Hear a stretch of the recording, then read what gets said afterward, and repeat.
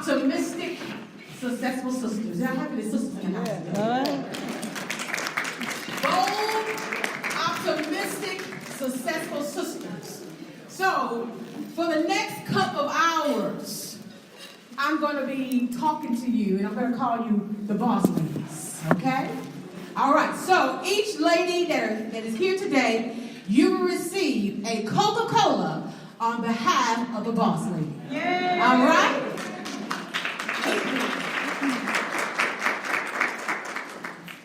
At this time, we're going to bring up one of the speakers. Everybody seems to know who she is. I thought Michelle Obama was in the house. But she carries all those characteristics. At this time, we're going to have an empowering presentation by none other than Ms. Rosewood Lenore, FedEx Corporation. Let's give her a round of applause as she comes forward.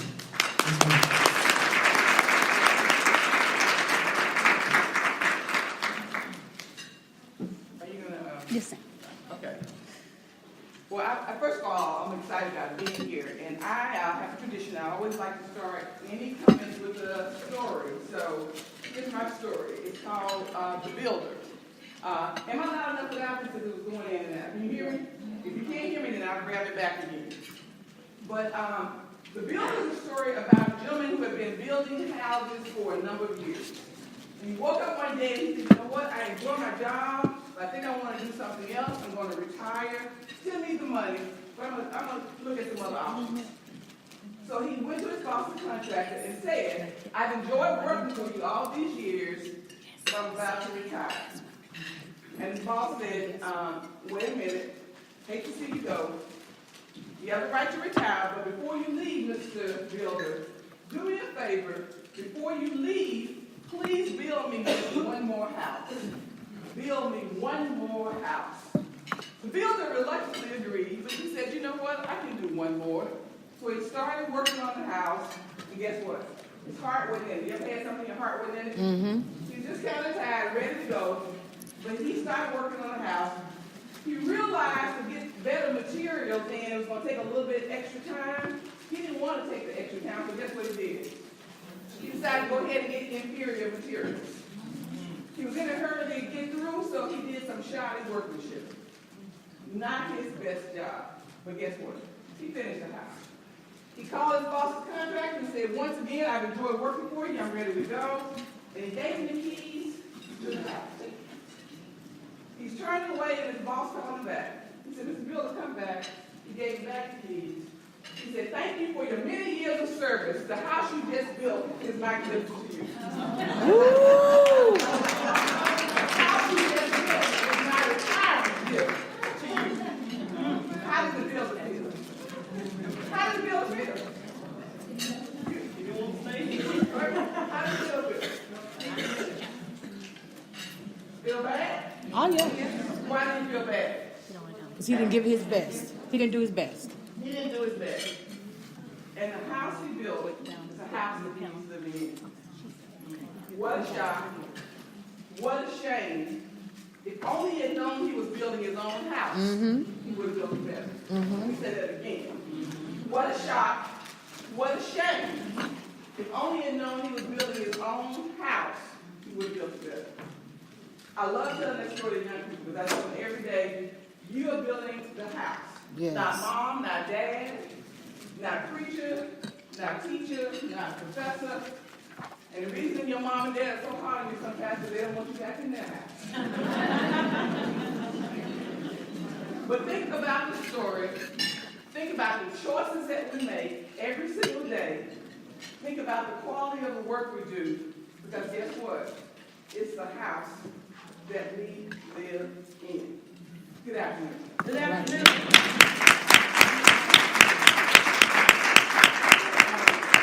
First of all, I want to thank Wesley for the opportunity and inviting me to speak to you.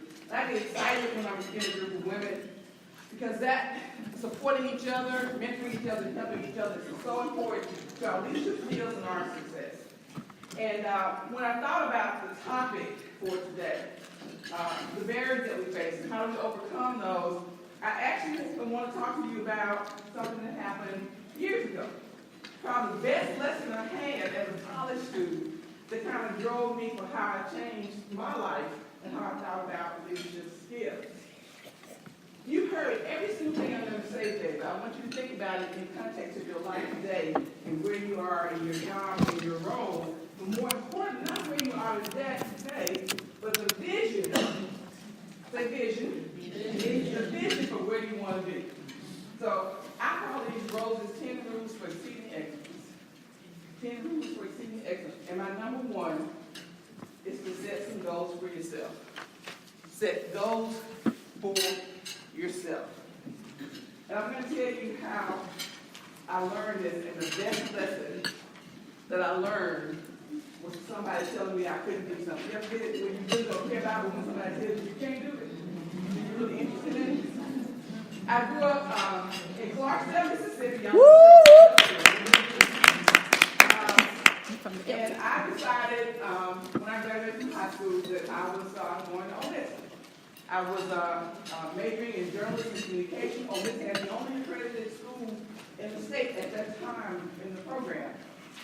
I'm at Ole Miss. I'm in the student union. When I was a student there, it was Ware Hall. Today it's a different place. But the one thing about the student union at Ole Miss, they always have the Hall of Fame on the wall. So I'm sitting in the student union with a bunch of my African American friends, and we're looking at that wall. And I see Archie Manning, and I go, I know who Archie Manning is. No. I see Robert Kaya. At the time, Robert was the vice president, later on became Chancellor University. I see Billy Gates, who was head of business. I see William Winter on the wall at 21 years old, who later went on to be the governor of the state. I see Trent Locke on the wall, who went on to be the head of the Republican Party. I see Jim Archer, who went on to be the CEO of Mayor Corporation. I am walking down the wall, and there's a 18-year-old student. I see all of these people who I know as adults who at 21, for some reason, they got that picture on their wall because they saw something in them about leaders and projected where they were going in their life in the future. And I said out loud to my African American friends, wouldn't it be wonderful if one day my picture would be on that wall? All right now. Let me ask you a question. What did my friends do? Well, how did you know that? Were you picking your data?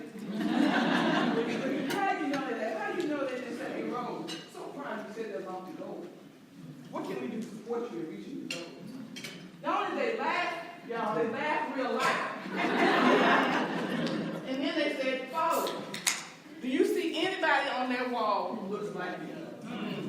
Do you see anybody on that wall that looks like you? And what do you think I did next? Went to my room, got the grade 10, got in bed, and cried like a baby. So I said, I just got here. They don't know me. They already think I'm crazy. They're probably still laughing, and they're probably talking about me. When I walk across campus, they're going to go, that's the girl. Thanks.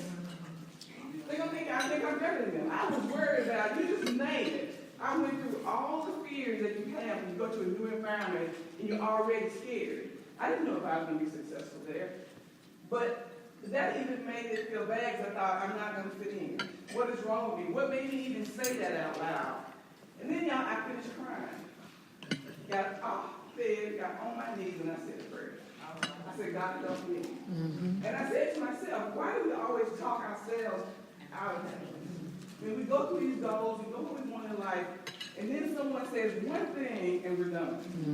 I said, I came to school to get an education. I came to school to be the best I can be. I may not make it, but I am going to try. That's it. And let me tell you this, I didn't have Google, I didn't have the internet, and I didn't know how you got to be in the Hall of Fame, but I could read. And I went to the Mississippi room, to the library, I looked at Dave Mississippi's old annual, I looked up people who were in the Hall of Fame, and I researched everything that they did until I figured out what I thought was the way you got there. And then I wrote down my goals and a plan. My senior year, I said, I'm going to strive to be in the Hall of Fame. My freshman year, I said, okay, I see. They have great languages. They have student leaders on campus. We have been student government president, editors of the annual in the newspaper, heads of the major honorary at the university, in some kind of leadership role. or athletic leadership role. They had community service. And I said, okay, now, I don't know anything about these organizations, right? I started researching the organization. And then I said, my first year, I'm gonna make my grades. I am gonna find a committee just to be involved in, but I wanna make sure I can make my grades. My sophomore year, I'm gonna see if I can chair a committee to see if I can be selected as a leader. My junior year, I'm gonna try to run for a small office. And my senior year, I'm gonna try to run for president of one of the major organizations on campus. I had my goals and my plan and my time frame. And then I went after. My senior year, I was the first African American female inducted to the Ole Miss Student Hall of Fame.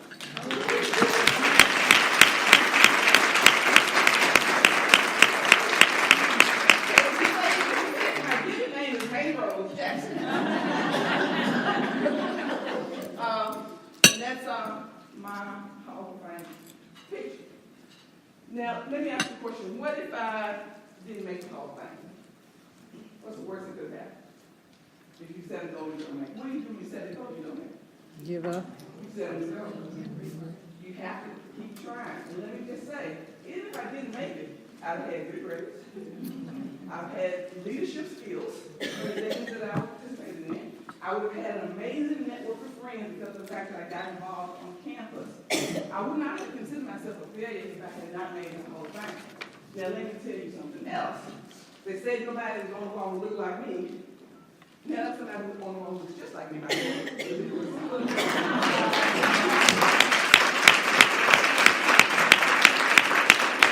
also went into the Hall of Fame, so you know we rock our Ole Miss together. Ole Miss has had many father-sons, many mom and sons. We're the only mother-daughter combination. That's all right.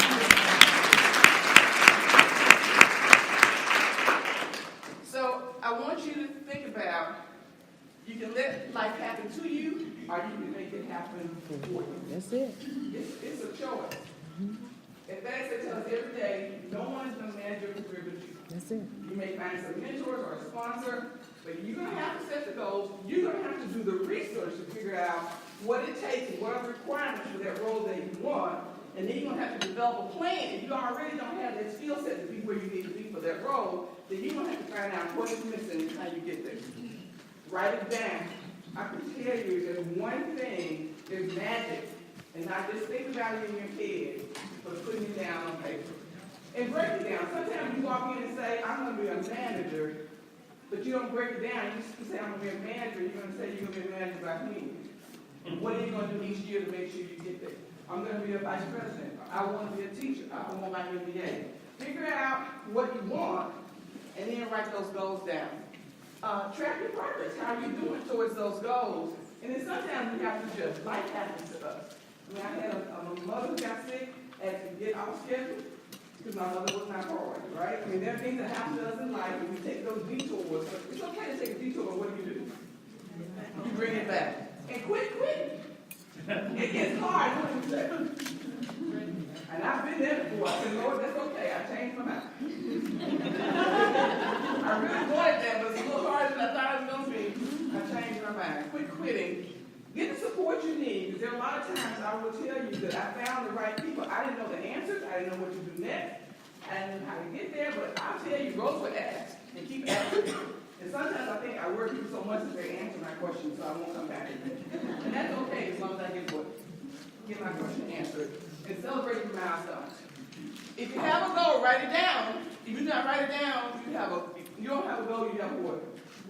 It's different. There is a difference. Here's some of my favorite quotes from John F. Kennedy. Efforts encouraged are not enough without purpose and direction. The real value of setting goals is not the recognition or reward, it's the person we become by finding the discipline, courage, and commitment to achieve them. From Helen Keller, the most pathetic person in the world is the person who has sight, no vision. And my favorite, from Proverbs, where there is no vision, the people what? Perish. If they get sick or tired, perish is a strong word. You want to have hope in your life, you want to have belief, have a vision. Here's my number 2. I know the Girl Scouts today, that's what got my cookies prepared. And yes, I was a Girl Scout, I told most cookies today, yes.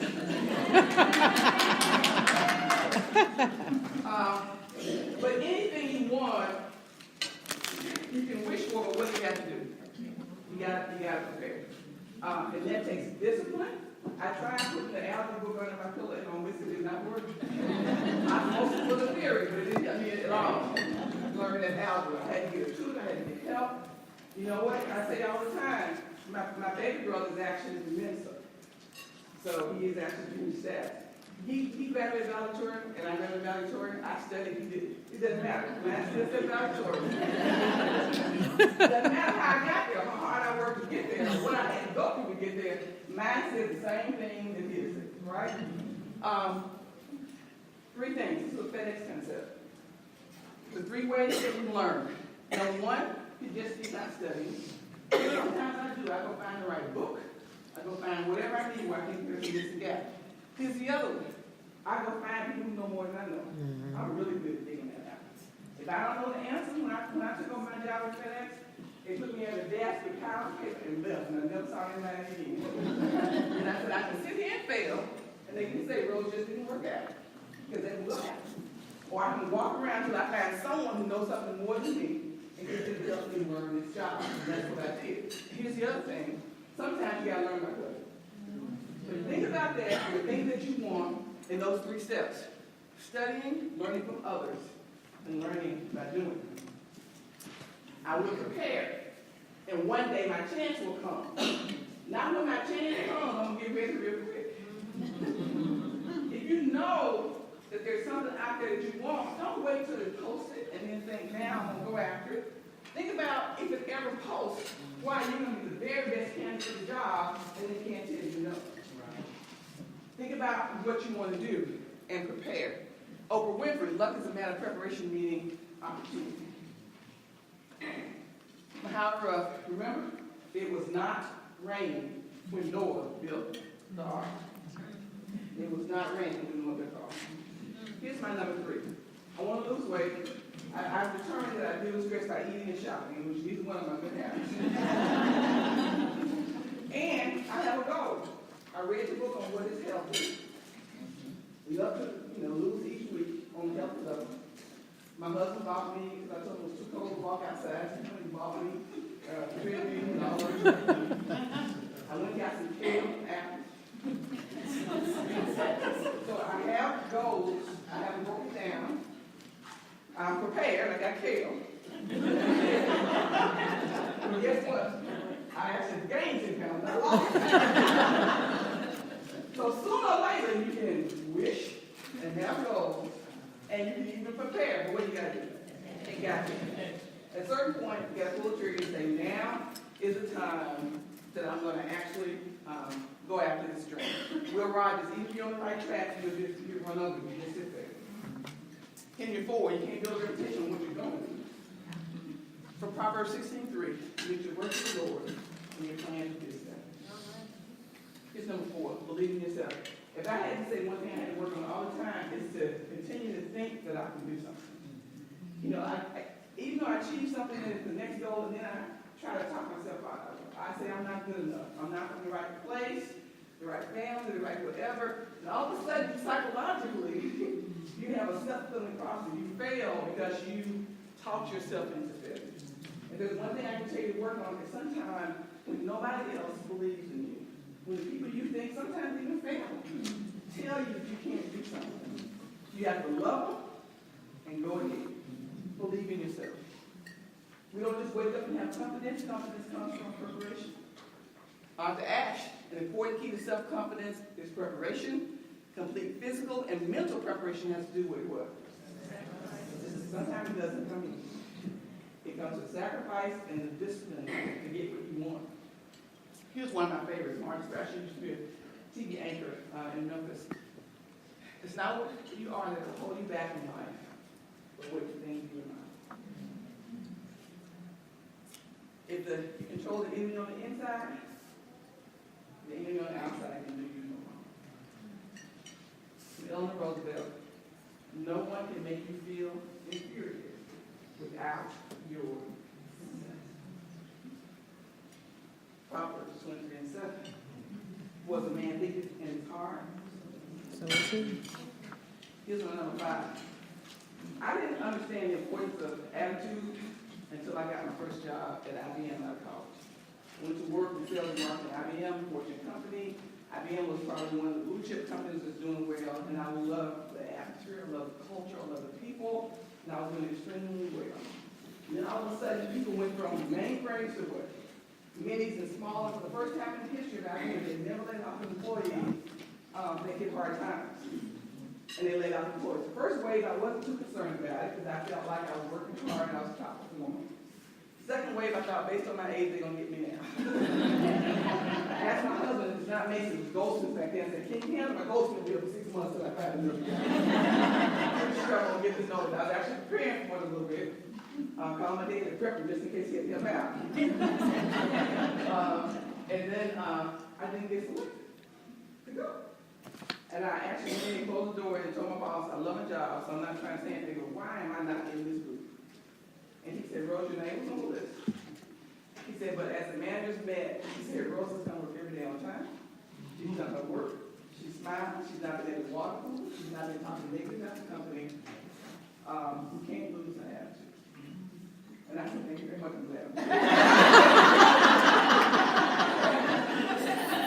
But people are watching you when you don't think they're watching you. When you say things that don't think, get back. They get back. Just like you tell your little children, be careful what you say, because when it's attributed, they won't say what they said before what you said. You hope it stops in junior high school. It does not. Watch your attitude. There's a little difference in people. That little difference makes a big difference. A little difference is attitude. A big difference is whether it's positive or negative. A bad attitude is like a flat tire. Can't go anywhere. You can't. Zig Ziglar, an optimist is someone who goes after Moby Dick in a rowboat and takes the tunnel south with him. For Proverbs 4:23, above all else, guard your heart, but everything you do flows from it. That's a powerful statement. Watch your attitude. Here's number 6. I got to meet Kelly Green, one of my friends at Ole Miss who graduated before me. She's the first African female to be a vice president of FedEx. She spoke to a group of Ole Miss students, and I was in the room as a professional. And she said to the students, in my life I felt different. And when I was young, that bothered me. Because when you're young, you want everybody to like you. You want to fit in. You don't want to be in the out group. And she said, but I didn't want to take the same path that everybody else was taking. And because of that, I felt different. She said, today, I knew why I felt different. I'm very proud of where I am professionally. And it's okay, she said, to really feel different.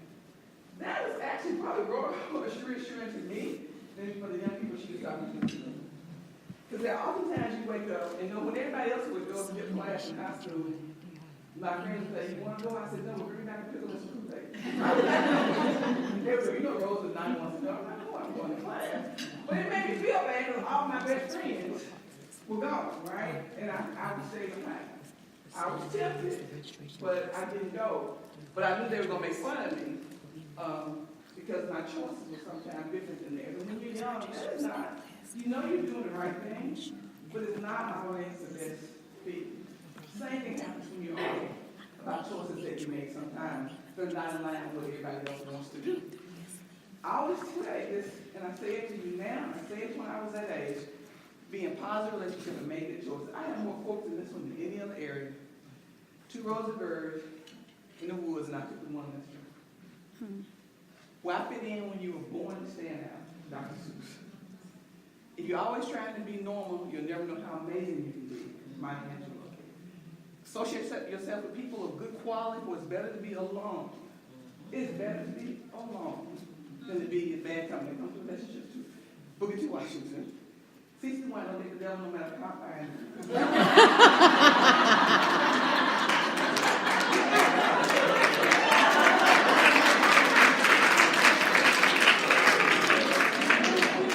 If you follow the herd, people may mistake you for a cow. And from 1 Corinthians 15:33, do not be misled. Bad company corrupts good character. He who walks with the wise grows wise, but a companion of is my number 7. I would say next to the most important one. Every single thing you do in life, you're gonna face an obstacle. I sometimes think when the devil sees you doing good, he just throws something away to see when you commit. I really believe that sometimes. But sometimes I think the worst moments of my life, the next week was the best moment of my life.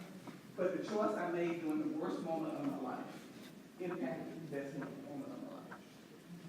This is a book that all of us read at FedEx last year. It was called The Growth Mindset, and the author was Carol Dweck. We go through where everybody who goes around and reads the book, and we study together, and we have presentations about those issues. If you find yourself afraid of challenges, get yourself into a growth mindset and think about all the potential in following an opportunity, even if it's outside of your comfort zone. They say women and men will see the same job posted, and men will apply for the job even if they don't have 30% qualification. And women don't have 100% health care. Sometimes you got to go through, get out of that comfort zone, and go forward. Walt Disney was fired by a newspaper for laughing ideas. Albert Einstein was called mentally slow by his teachers. Mentally slow, and did not get into the college of his choice, Polytechnic Institute. Louisa May Alcott was told by her family that she needed to be a seamstress or a servant for family. Michael Jordan was cut from the basketball team for not being good enough. And Thomas Edison tried over 3,000 experiments before he got the light bulb to work. Experiment number 3, many of us would have said the dark is okay with me. How many times will we try? From no invincible appeal, do not build obstacles in your imagination. From Michael Jordan, I've missed more than 9,000 shots in my career. I've lost almost 300 games. 26 times I've been trusted to take the game-winning shot and miss. I failed over and over again in my life, and that is why I succeed. If you read the Bibles of most people, you see more failures than you see successes. The difference is they took a failure and they got back up. They took a failure and they got back up. And obstacles is something you see when you take your eyes off the goal. Proverbs 24:10 is our faint in the time of adversity. Strength. Don't faint. Okay? Okay. Number 8. This is my lesson from my mom, who I thought was always giving me. My mom was not a cuddler or a nurturer.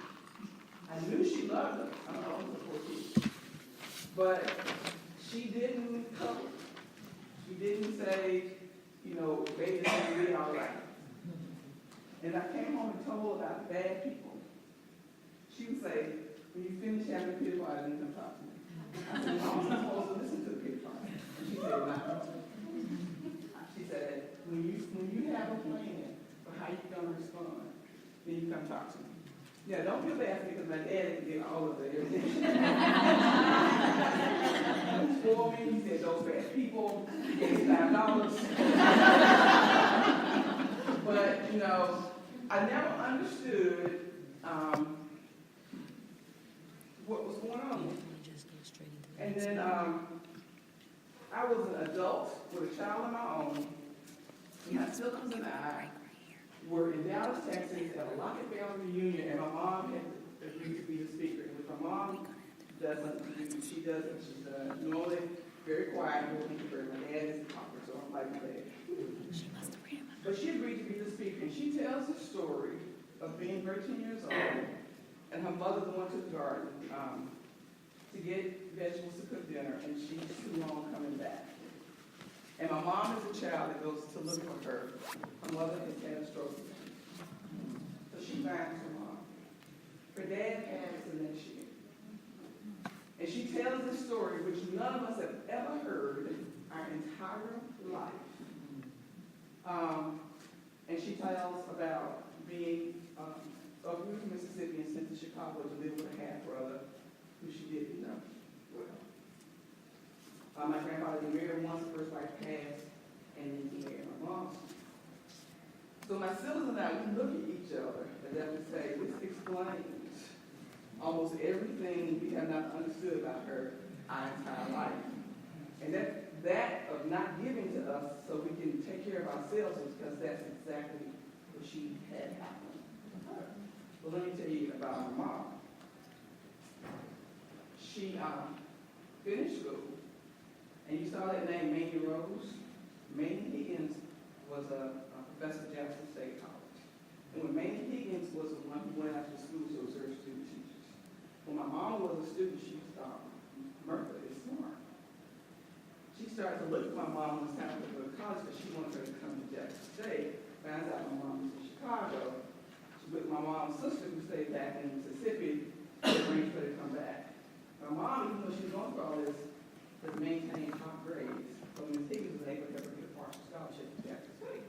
And then my mom got good jobs. Ms. Higgins got to get a job in the library. She was in counseling. She babysat. She worked 3 jobs, and she finished college in 4 years. Me, I'm glad.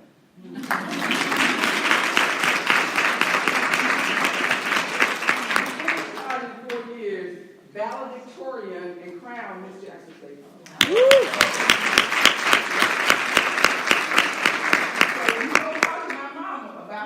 Life is.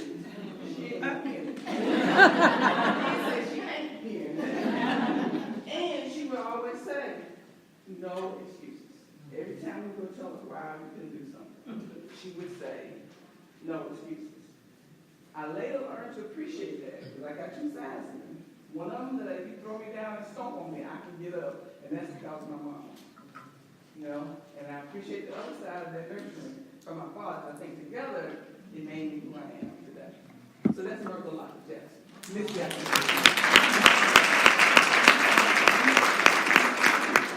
While we do not choose the cards we are handed in life, we do choose how to play.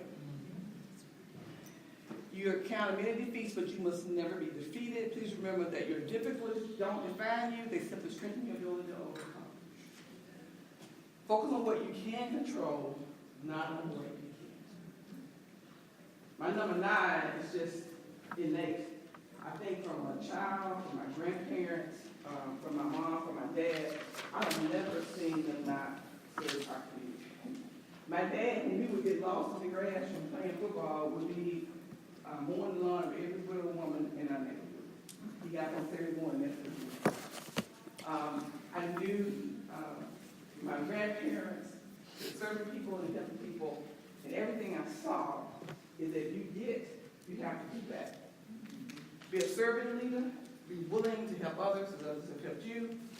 From Nelson Henderson, the true meaning of life is to plant trees under whose shade you don't expect to sit. From Jackie Robinson, a life is not important except in the impact it has on other lives. From Proverbs 11:25, he who refreshes others will himself be refreshed. I got one more. My most important one. Keep it faith. It's to keep it faith. I think if I've learned anything in my young life and in my old life, that when I overcome the obstacles, the only reason I did it because I thought there was somebody in control. Because managed it when nobody else could. That's for taking care of your mama. Everything I've gone through in my life, or every failure that I've had, in my head, you can't mess with me. Because I got faith. I got faith. And I will tell you, my senior year on this, I want to tell this story because it's very positive. But it was one of those points when you're young and you don't know and you don't understand. And I use that, the same way I use the Hall of Fame example, I use that in my life every time I face something. So I'm not sitting here, I said, I don't want to get on this. And I had all kinds of advice about that. I called my mom and she said, Rosie, you ever thought about just going to class? My dad asked me, how much does that cost? I had African American friends who said, why would you want to be this on this? Because that's a lady kids in Southern Plantation. That's not the appropriate title. I had white friends who said, you could be student body president, but Ole Miss and the state of Mississippi, it's not ready for that yet, Rose. It's not the right time. So what do you know about me?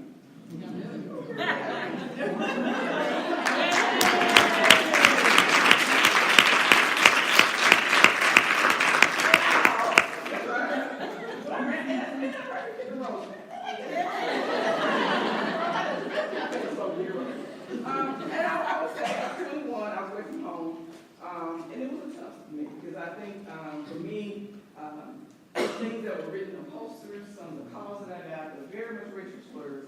I really started to question why we can't be better. And as a religious person, I go, all of us are church-going people, guys. You have to, explain this to me. You have to drop a letter down because I'm not getting this. And I think I struggled with it's too hard. I went through that period of saying, if life is this hard, why did we try? I'm 21 years old and I already feel defeated. And I withdrew. I really didn't know how to manage it. I was waiting for my parents. I didn't want to talk to them about it. I didn't want them to be concerned about me. I was not in this state. I avoided crowds, avoided going to the evening to see my friends, and I just wanted to graduate. Before the break. I can remember I got a phone Before the break. call from the university, and me at the time was head of university relations and the chancellor for Fortune. And they said, we're going to nominate you for Ole Miss for Glamour Magazine's top 10 college women in the country. You're going to be Ole Miss representative. And I said, I did my research because anybody from South is one. I'm looking at Radcliffe and, people working on cures for cancer and, working with NASA, and I'm thinking, I don't know. Ivy League school, so I didn't think there was a real possibility of me winning. So I didn't really pick out my afro even or anything. They asked me to take pictures at Faulkner's house because that's whatever picture they took, that's what's going to appear in the magazine if you won. So I took the pictures when I walked out of the afro. And I'm going to the mailbox late at night because I don't want people to see me. And I opened the letter, and there was a letter from Glamour Magazine. It said, congratulations, Mamie Rose Jackson. You have just been named as one of the top 10 college women in the United States of America.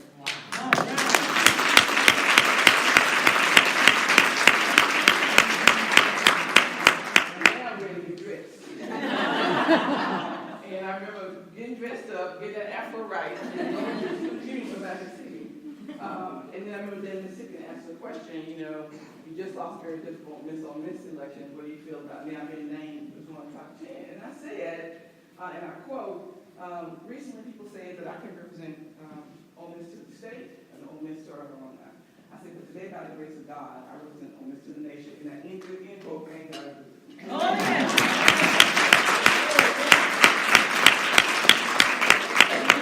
And I think what I thought about it was, I felt like he challenged me to understand that you would be in pits. And here's the other thing that came very clear to me. I got a lot of votes, and I've been everywhere. I almost won an election. Why do we focus on the negative? Why can I focus on all the people supporting me, all the people who came out, all the people who encouraged me? We tend to, when we get in the valley, to let the two or three people who are very negative to us influence even more so than the people who are very positive in our life. That was the best thing that ever happened to me, because it taught me the valuable lesson that you can be in the valley, but you can also be at the top of the mountain. But later on, I went on to be the first African American female inducted to the Alumni Hall of Fame, right next to your Jim Ingram over there from Tupelo, Mississippi. I went on to be the first African American elected to the national president of Ole Miss Alumni Association. And so I hang out with the best Ole Miss people in the world. So it went on to be one of the most positive things. I think all the time, if I had stopped right here, if I had let something happen, look at all the word God had for me later, you have to remember to keep the faith. And on to my job, hey, I hang out pretty good. Yeah. I have had the opportunity to work with, through my job, on national campaigns. I work on, we support Open School in South Africa, we funded. I've had an amazing opportunity to sit down with our number 44, Nelson Mandela, and many opportunities to work with international presidents. I think about all the things that I have had the opportunity to do that I would never have if I had stopped. If I had said it's too hard. If I had said that I want to stop learning and I want to stop growing. And guess what? I'm on West Tennessee Baptist, but right here, got two little holes in this. Y'all see them, y'all tell them, Rose, put your picture on the wall. I didn't know Mandela, Barack Obama. I'm over here, pretty high esteem there. Put them on that page. Sorrow looks back, word looks around, but faith looks up. Faith gives a man hope, and hope is what it's all about. Without faith, nothing is possible. With faith, nothing is impossible. Walk by faith, not by sight. Life, your choices today are a result of your attitudes and choices in the past. Your life tomorrow will be the result of your attitudes and choices you make today. Build wisely. It is the only life you'll ever build. Thank you.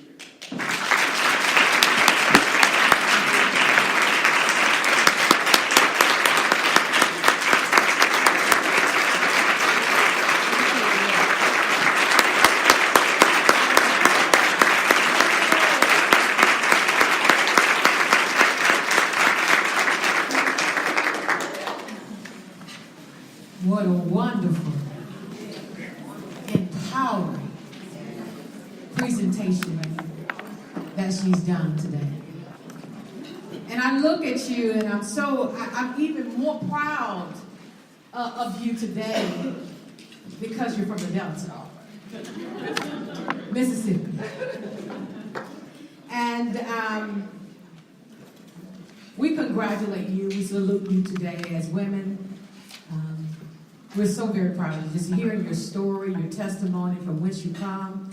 It should be, every woman in here should start thinking, okay, what did not do? So I can go and do it now. So congratulations to you. Our next presenter to present an empowering presentation is Ms. Camille Young, Cornerstone Government Affairs. Ms. Camille, are you here? Oh, let's give her a round of applause as she comes forward.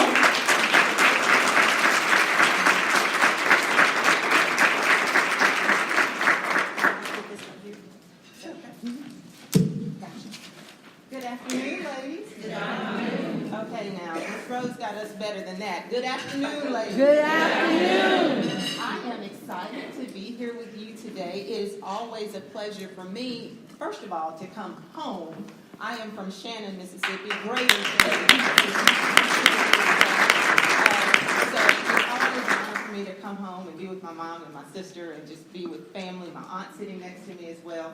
So it is my pleasure. Thank you, Wesley, and all of you who have been involved in this for asking me today, and I'm just excited to be here. You've seen all of the information. The theme has been on the screen, and it's on the programs on your table. Breaking barriers and expanding possibilities. Breaking barriers and expanding possibilities. It's so much that we could talk about just in those things, right? So much that we could talk about on how to break barriers, how to expand possibilities. And I'm sure some of the other speakers are going to talk about those things, but I'm going to differ just a little bit, and I'm going to talk about something just as a little subset of breaking barriers and expanding possibilities. I want to talk about focus, and I want to talk about faith. Now, when I was a little girl growing up at Union Baptist Missionary Baptist Church, and it's the typical missionary Baptist church from all over Mississippi, all over the South, whenever you had a program, someone would stand up and they would do an occasion and they would do a welcome and they would bring greetings. And someone would always say, according to Mr. Webster, focus is defined as, you've heard that, right? Somebody always does that. Well, you know, I've got 3 children and it's 2019. Google says that focus is the state or quality of having or producing clear visual definition. It's the center of your interest or of your activity. That's where your focus is. Now, how do we keep focus with all the different distractions that we all have? If I went around the room at every table here, we could name a different distraction for every person in this room. We have thousands of distractions. We have so many distractions on our own lives. We have our husbands or our significant other. They're distracting us, or the lack thereof is distracting us. We have children. I have 3. They are very, very distracting. Or the lack thereof could be distracting you. What about your jobs? We have all the responsibilities from 8 to 5. We have all of the things that we have to do to make our jobs go along very well. What about our church work? How many of you have committees you're on at church? How many of you have opportunities to serve in your sorority? How many of you have opportunities to serve in other capacity? PTO. We have thousands and thousands of distractions on our lives. We're distracted by our own personal things. Our weight, our hair, our makeup, how much weight we need to lose. That's what Spanx are for. Don't worry about that. That's what Spanx are for. We have so many distractions. With all of these distractions going on, how do we keep our focus? How do we keep our focus? It's so very important. Stephen Covey, and all of you are accomplished women in this room today, so you've probably heard of this book, The 7 Habits of Highly Effective People. If you have not heard of that book, and if you have not read it, please go out and get it. I don't get anything from Stephen Covey. It's just a really good book. You need to go out and do that. In one of the chapters in his book, he talks about this. The main thing is to keep the main thing the main thing. Let me say that again. The main thing is to keep the main thing the main thing. You got to keep your focus. Now, only you know what your main thing is. And your main thing can differ at different times of your life. There has been a time when I was much younger in my career, and the main thing that I had in front of me was working really, really hard with the Mississippi legislature. That was the main thing that I focused on. I went to every reception. I went to every lunch. I went to every dinner. That was the main thing that was in front of me. I was trying to build relationships with members of the legislature, with the staff, because I wanted to build my public affairs practice. That was the main thing in front of me. Then I got married. Then I had a baby. Then I had another baby. And then I had another baby. And I had 3 and 4 years. Crazy, I know. Don't try that. Don't try that. Those were the main things. I started focusing on my family, and I pulled back from my career some. And I started working just a couple of days a week until I got my children a little bit older. That became the main thing. So whatever it is that's the main thing for you, only you can define that. But let me tell you what needs to be the main thing. It needs to be you. You need to be the main thing, because there's no way that you can do PTO. There's no way you can do church. There's no way you can do husband and wife duties. There's no way you can be a good mom unless you are your focus. I brought a prop up here. What is this? A water bottle, right? Anything come out of that? Why not? It's empty. Can you pour it into anybody else if you're empty? Nothing's coming out of this because it's empty. How can you give to your spouse? How can you give to your job? How can you give to your children if you're empty? You have to replenish yourself. You have to make sure that you are being filled. And it's a continuous process. It's not something where you go, I'm filled, and then you're filled forever. It's a continuous process because we're pouring back into other people. And we have to make sure that we are filling ourselves. We have so many responsibilities, and we're always taking more. And I'm just preaching to myself a little bit too. It's not a curse word to say no. It's not. Somebody say no. No. See how pitiful y'all said that? We don't even know how to say no. Somebody say no and mean it. No. You can still do better. Somebody say no and mean it. No. Okay, my mama's going to tell me that next time I tell her. Somebody asked me to do something, she's like, you said say no. So she's going to put that back on her. It is not a curse word to say no. There are times when we do have to back away and replenish ourselves. Our focus determines if we can break barriers. It determines how we can break barriers. It determines how often we break barriers and how well we can break them. Our focus determines that. Now, it's not usually the nature of a woman to put ourselves first. Even on an airplane, they tell you to do what? Put the mask on yourself first and then assist other people. Well, I know that if something happened to me on a plane, I'd be trying to put it on my children, trying to not breathe, when they definitely tell you, put it on yourself first. You have to take care of yourselves first, ladies. And I know I'm preaching to myself. Let me just remind myself of that too. We should focus on our physical health. We should focus on our mental health. We should focus on our spiritual health, our financial health, our professional health. And there are a lot of ways that we can do that. How do we focus on our physical health? Y'all talk back to me. Exercising is one thing. Eating right.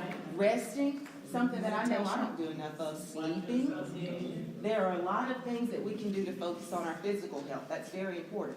How do we focus on our spiritual health? Meditation, prayer, surrounding yourself with other saints. How do we focus on our mental health? In the words of my mama, rest in your nerves. You just have to rest your nerves sometimes. You just have to be at peace. You just have to be and not always be doing. You have to rest yourself mentally. How do you prepare yourself financially? Stop shopping. Stop shopping. Stop shopping. I like handbags. I can't say too much about that. We have to prepare for today for tomorrow. We have to prepare today for tomorrow. It's so important that we as women not just rely on someone else. I have 2 daughters and a son, and I tell my daughters, I love your daddy with all of my heart, and I do. I would drink his dirty bathwater. I love him. But if I ever have to say, move on, buddy, I want to be able to take care of myself and my children. Always, always prepare yourself financially. You just don't know what tomorrow brings. Make sure you're prepared financially. And then prepare yourselves professionally. I told you I'm from Greater Shannon, Mississippi. Greater Shannon, you'll get that when it comes along later. And in Greater Shannon, they say quite often, it's a poor dog who won't wag his own tail. Prepare yourself financially, professionally, toot your own horn. There's nothing wrong with saying, and it's not bragging, if you can do it, and if you can back it up. Talk about the things that you've accomplished, that you've worked hard to do, and be proud of those things. As women, we give and give and give, and we give freely. We give from our hearts. But to break barriers, we also must focus on ourselves. Ladies, we've got to remember to fill our water bottles. We've got to remember to fill our pitchers so that we can fill other people. We've got to focus on ourselves by resting, sleeping, giving ourselves quiet time, peace, preparing ourselves, monitoring your calendars. Every night before I go to bed, I try to look at my calendar for the next day to see what's on my agenda.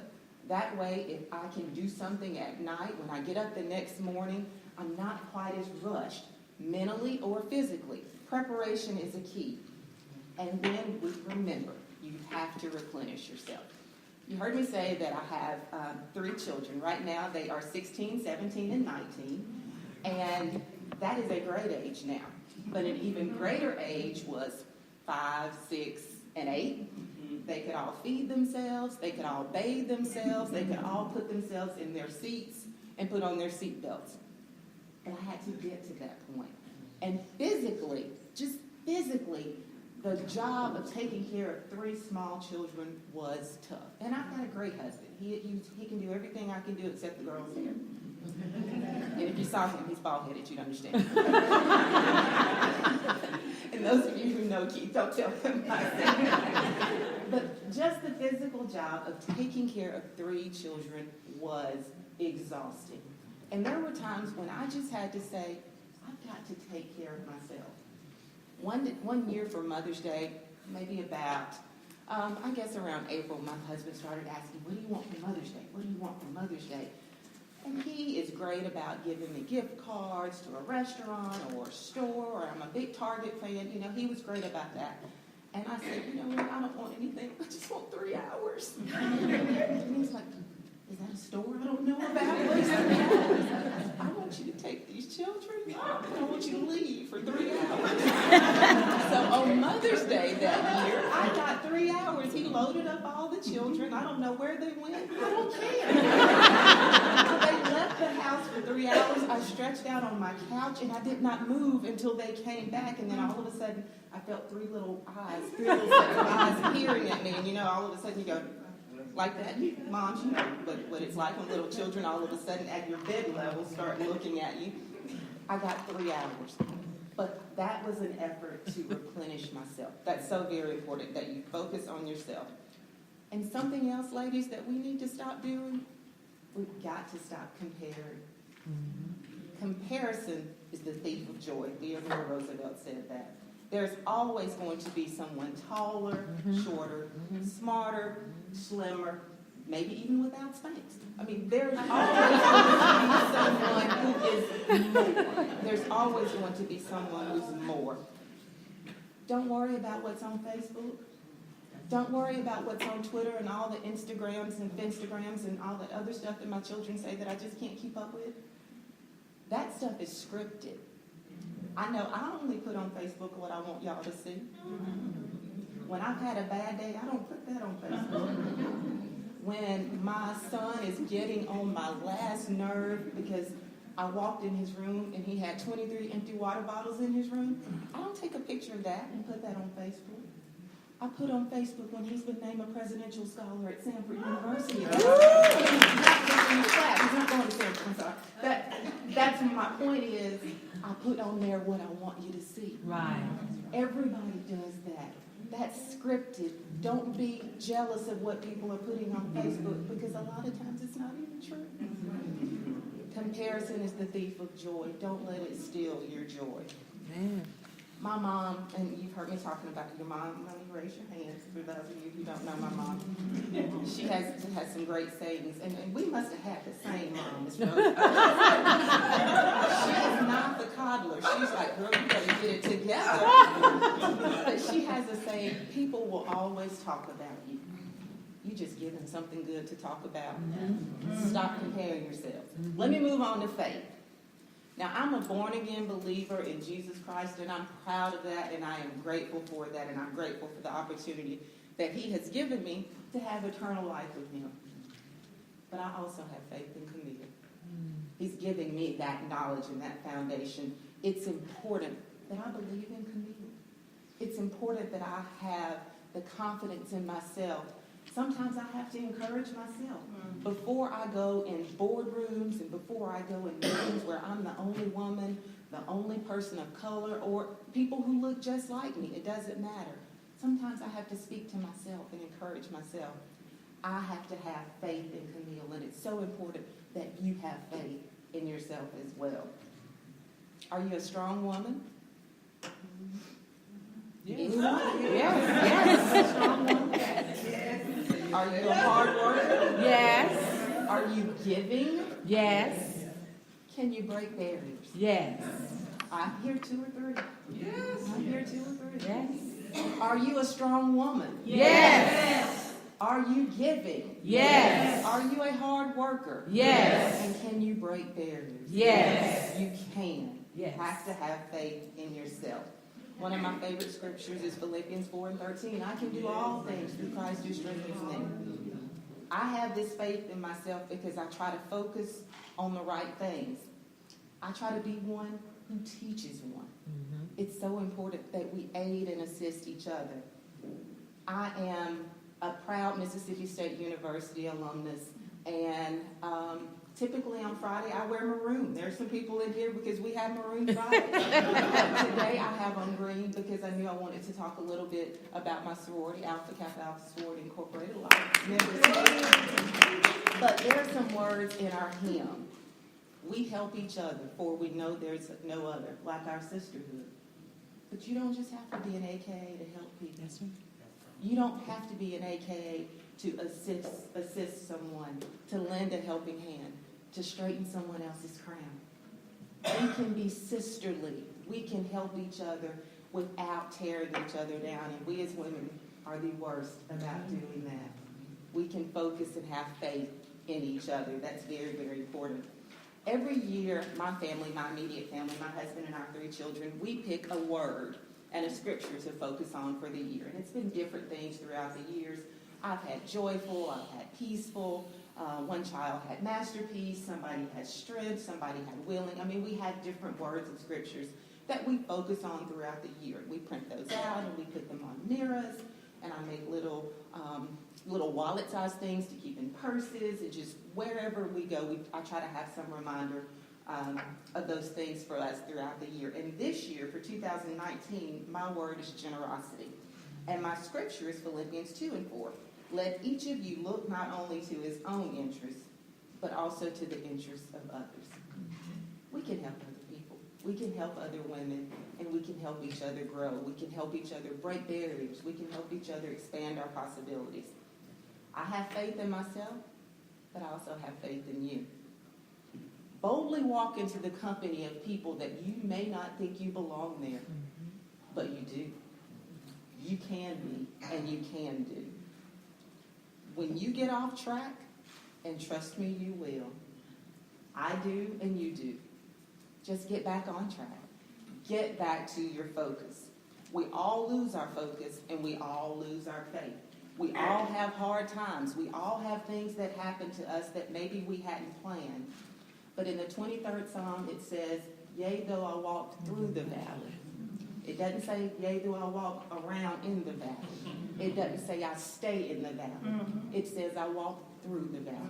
That means you go in, but it also means you come out. That's right. Walk through that valley. Just keep on keeping on. Just keep going. One step in front of the other. Every day, set some type of goal. Make your bed. That may be your goal for the day. When my children were little, my goal was to put on clean clothes. Whatever your goal is, whether it's the goal of a promotion at work, serving on the chair of a church committee, doing something in PTO, doing something for yourself. Whatever your goal is, take incremental steps to achieve those goals. I want to finish by telling you just a little story. And it's something, anytime I speak to people, I try to tell this story because it is so meaningful to me, and I hope it's meaningful to you. So a man was walking along the beach. I love the beach. My family will tell you I am definitely a beach girl. I love the beach. A man was walking along the beach, and he just saw hundreds and hundreds of starfish. He couldn't quite figure out what was going on, but all of these starfish were washed up on the shore. And up ahead of him, he saw someone who was picking up a starfish, and he was throwing it back in. He'd walk a little bit farther along the beach, and that man would pick up a starfish, and he'd throw it back in. Well, the first man called up to him, and he said, "What are you doing? Hey, what are you doing? You can't possibly make a difference out here. All of these starfish are washed up on shore. It's hundreds and hundreds of starfish out here." The man didn't say anything. He just simply reached down, picked up a starfish, and he threw it back in, and he said, "I made a difference for that one." Make a difference, ladies. Expand your possibilities. Keep breaking barriers. Thank you.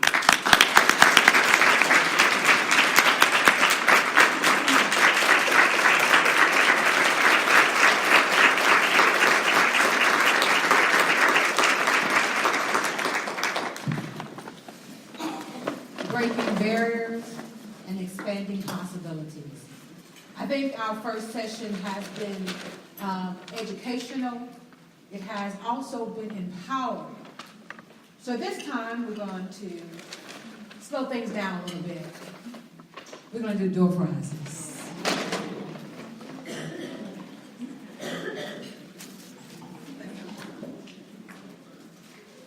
Hope everyone's enjoying themselves today. Can we give the couple speakers that we have a big round of applause?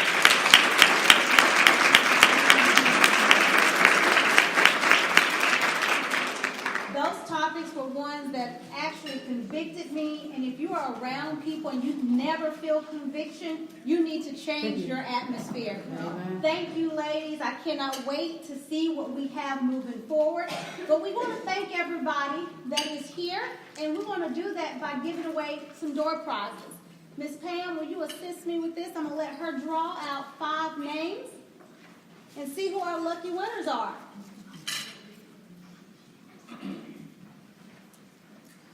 The first one is Terry Nail. Is Terry with us here? Miss Nail, if you would come over and just take one of your choice. Thank you very much.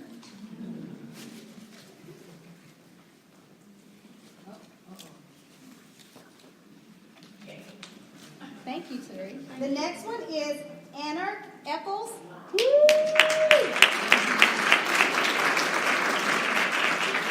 Man, got excited for her. Memphis, Tennessee. Uh-oh. All right, give it up for y'all from Memphis. Thank you. Jennifer Sparks. Is Jennifer here?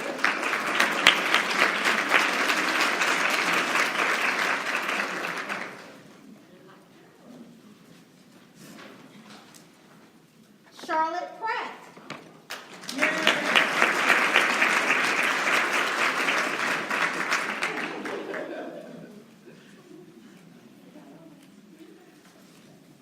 And for this round, the last one will go to Robin Satcher.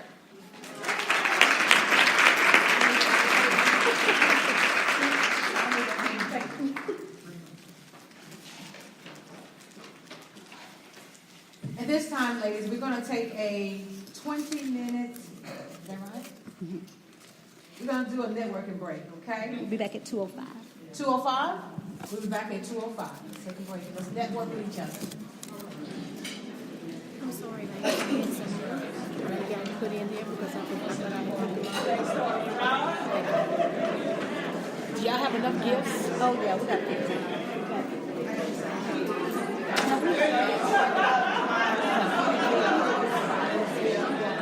No, because I got a truck full of shoes. Run shoes. Yeah. It's up to you. It's up to you. Let's see how we can get some out of this. Let me get her PowerPoint to work because I was having problems with it. Thank you. Thank you, Miss Pam. Thank you.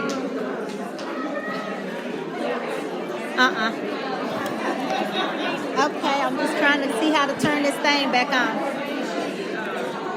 Do what, love? What you say? You're doing really good, girl. I do want to go on, girl. You think it's turning out okay? Yes, it's fine. Beautiful, Ashley. Okay. I'm gonna get, If he complain, I'm gonna be mad. Think about this. This is our baby. No, it's not. It's your baby. That's what I told him. See, she helped out. That kept people to know what was going on. I'm gonna prepare. Okay, baby. Keep these right here. These names. Ma'am.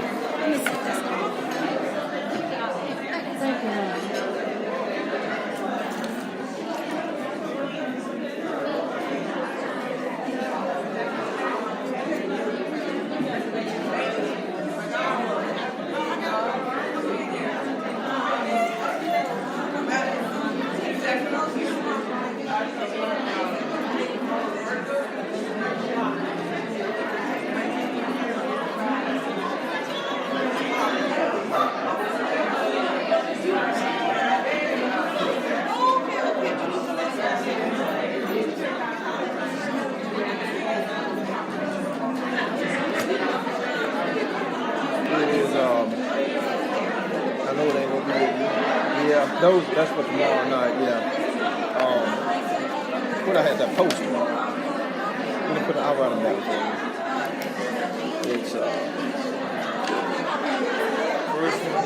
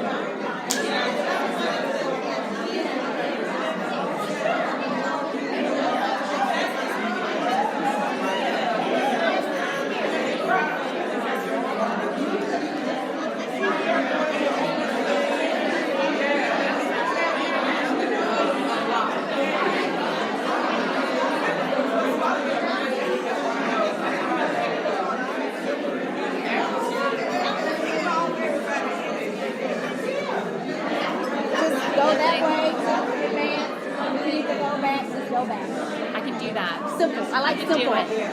This was created for women.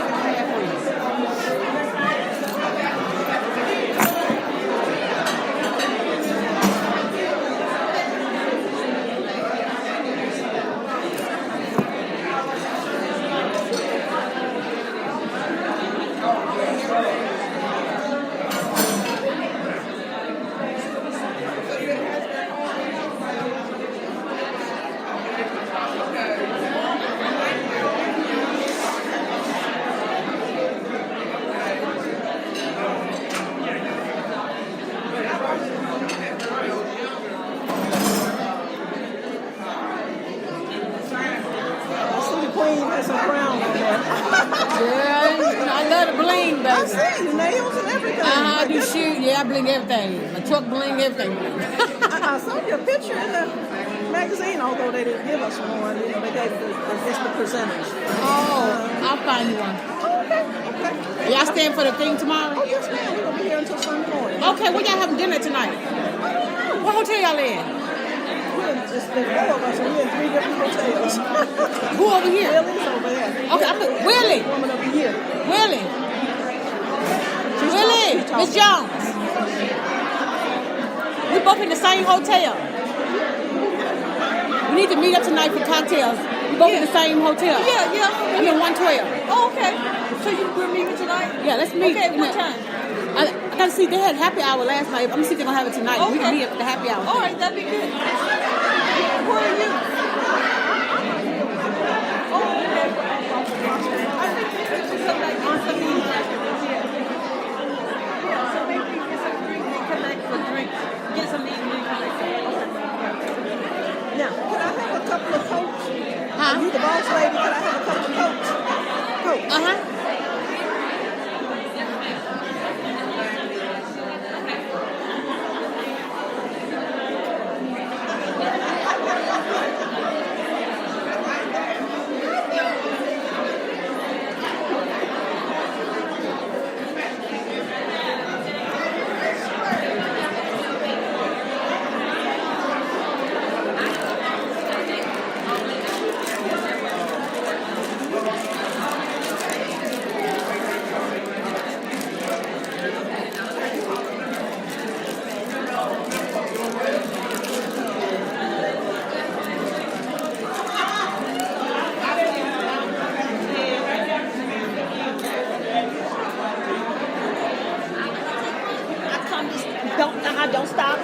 always come and say, hey, I was at the conference when you did it in ICC. Yes.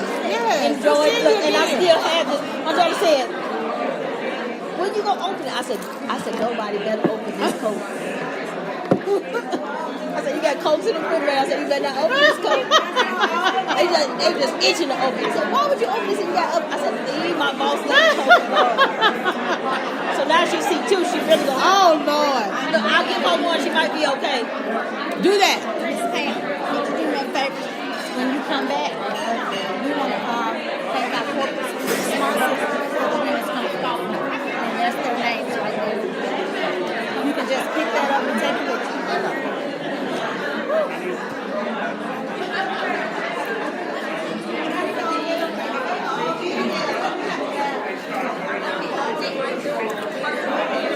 Give me some ice and give me a coat. Let me ask you a question. I can get you something.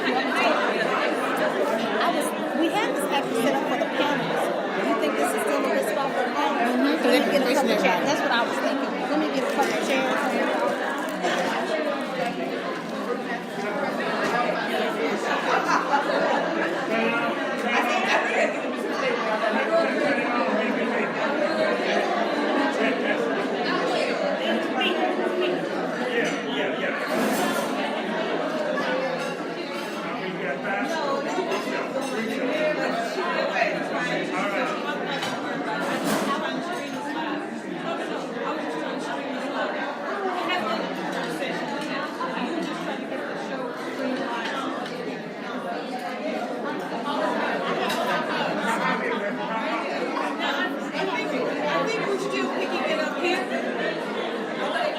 Yeah, we're live here. So please.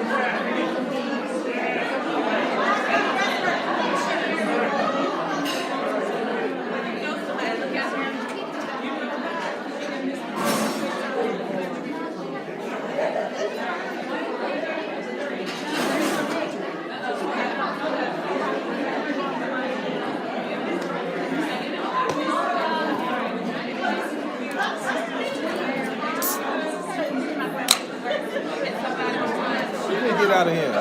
You ain't got no business in there. So how's it going? You think it's going all right? Okay. Thanks for the coat. I told nobody. She was telling me to open it. I said, no, it's a memoir. No, you put that on the shelf.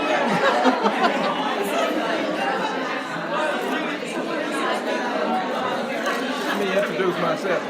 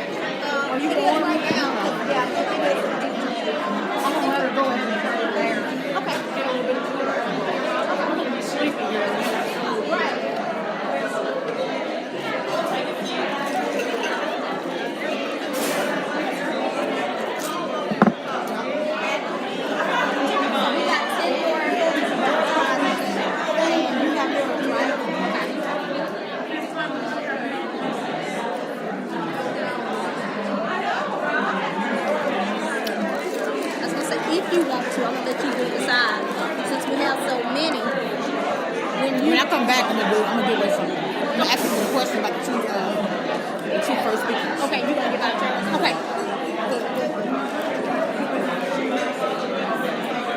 And I'm gonna set this up here so we have those notes and sponsors.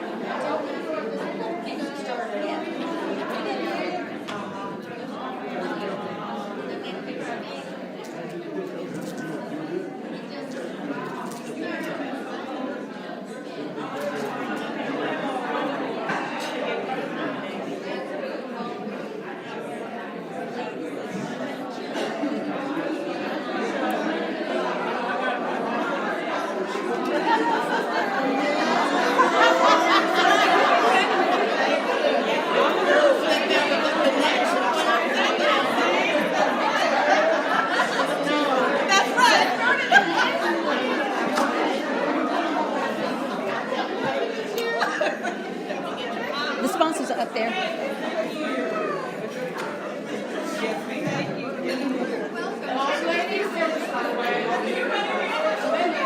Boss ladies. Boss ladies. Boss ladies. Boss ladies.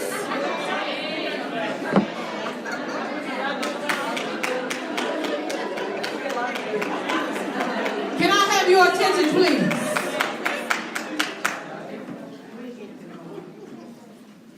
Are you an educator? If you clap your hand, you might be in school.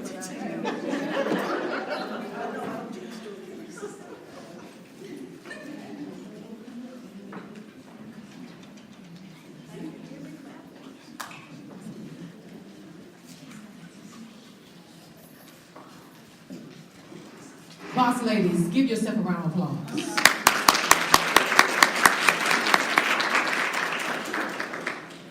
We have really, truly enjoyed the first session of breaking barriers and expanding possibilities. And I can say for myself that, and I'm sure you are too, that both of the first two presenters have been very good speakers. Would you agree with that? Yes.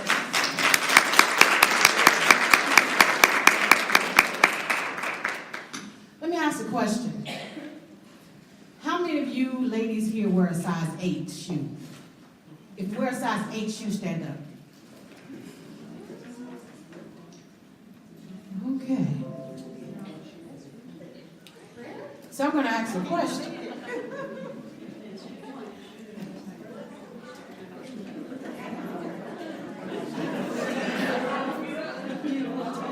You know, a boss lady never goes nowhere underpaid. So, I want to ask a question. So, you know, some people don't like to talk. So, let me see. Come here, Mama. Them blings on your ears. Come here, Mama. I want you to share with me very briefly what you learned from, what you took from one of the speakers this morning that you're going to take back home with you. Okay? Good afternoon. It's just a pleasure to be here today. I strolled through Facebook, and I'm going to be brief with you said talk. And I saw that this event was there, and I thought, I'm going to this. And I probably was the first one to buy a ticket because I saw it about January 10th, and I ordered my tickets that night at 1 a.m. But what I have taken from this is to take care of myself. I'm 17 years old. And I take care of everybody but myself. Take care of my children. You know, they are adults and they take care of themselves, but I worry about them. Take care of my grandbaby. I only have one. He's 21. But he just called me a little while ago, leaving something at college. I take care of my friends at church. I take care of my folks in the community. But guess what I'm going to do beginning today? Say it. Today I am going to take care of myself.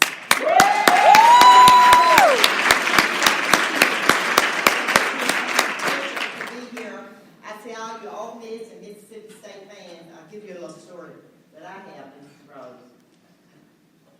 I worked at Honeycock High School, and all the teachers there were either Ole Miss or Mississippi State. But I was the most popular because they wanted me on their side. I was graduate of Ole Miss and Mississippi State.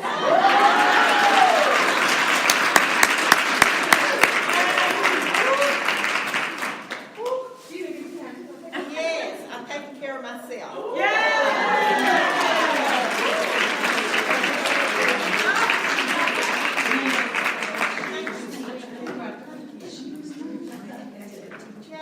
Come here, baby. I'm going to do one more for this break right here. Come here, honey. Crystal. The rest of you all can have a seat for a second. Crystal. Toyota. All right. So tell me what you learned from today's session that you're going to take back with you and utilize it on your job. So, Ms. Rose, obviously, don't ever give up, and that's for work. Always believe that anything is possible. So that was amazing what you accomplished. Keep your picture on that wall. That's something that, it's a one time. No one else can do that again. So that's awesome. And Miss Young, I want to know what skincare cream you use. I thought you were resistant.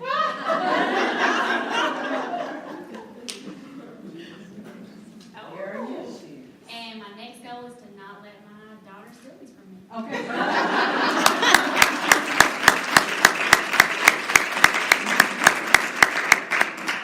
Breaking barriers and expanding possibilities. Ms. Rose, I would like to share with you, Ms. Young said, tell something about yourself, the barriers you have broken. And you and I have something in common. I'm the first woman to ever be a news director in the state of Mississippi.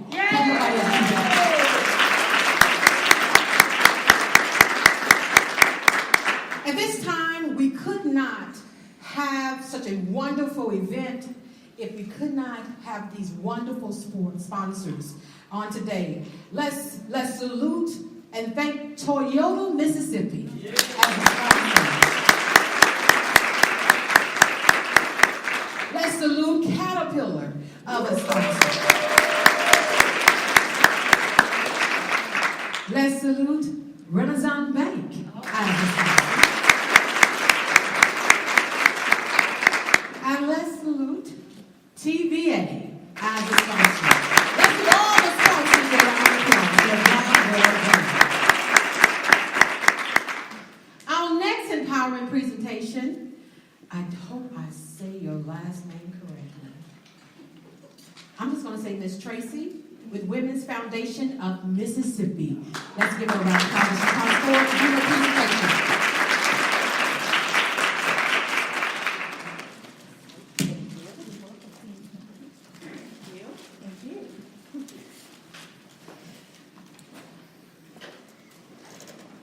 So at the Women's Foundation of Mississippi, we say, when women thrive, Mississippi thrives.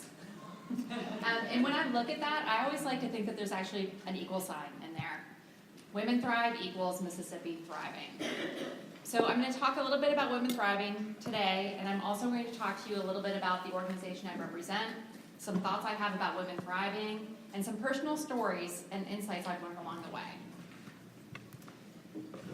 So we're here today to talk about breaking barriers, and of course we cannot talk about breaking barriers without acknowledging that those barriers are largely due to the hierarchy of race and gender that define the system in which we live.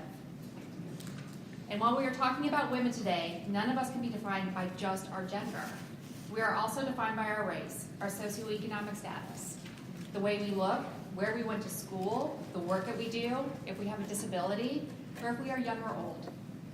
We are all products of our upbringing, our experiences, our education, and our access. So let me start with telling you about me first so that you know my context. I'm a woman who has been working in the nonprofit sector for the past 20 years, moving my way that entire time and traveling the world while doing it. I've worked in China, the Netherlands, Morocco, Panama, most of the Caribbean, across the United States, and a little bit of everywhere in between. In college, I majored in international relations with a minor in economic development in sub-Saharan Africa. I did an overseas study program to South Africa and Botswana, and while I grew up in Washington, D.C., a fairly diverse place, for the first time in my life, I experienced being the only white person in the room. Of course, my college studies do not at all explain why I'm now running a women's foundation in Mississippi, but the path I was on added to my context, absolutely. My post-college dream was to actually join the Peace Corps. Alas, they didn't want me. They said something about needing people with actual skills, like with teaching degrees or business. A couple of years later, I was hired at Special Needs International, which was founded by Eunice Kennedy Shriver, sister of President John F. Kennedy. Talk about a woman who was formidable and a visionary. She has literally changed the world for people with disabilities. So anyway, I found myself in my first real job, and I spent a fair amount of time in front of a fax machine and waiting for AOL to dial up. And there are probably people in the room that do not have a clue what either one of those things are. But anyway, I was in front of said fax machine one day.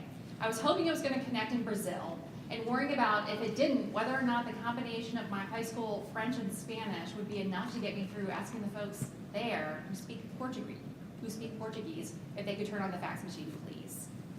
So I'm fighting with the fax machine, and around the corner comes Sergeant Shriver, who is the founder of the Peace Corps, also the husband of Eunice Kennedy Shriver. So he stops me and he says, "Young lady, why aren't we in China yet?" And I've been on the job for maybe 2 months at this point, and I have no idea why we're not in China. I have no idea what the answer to this question is, and I'm literally stumped, and I'm staring at Sergeant Shriver and have no answer. And this is not fun. This is not a place that you want to be.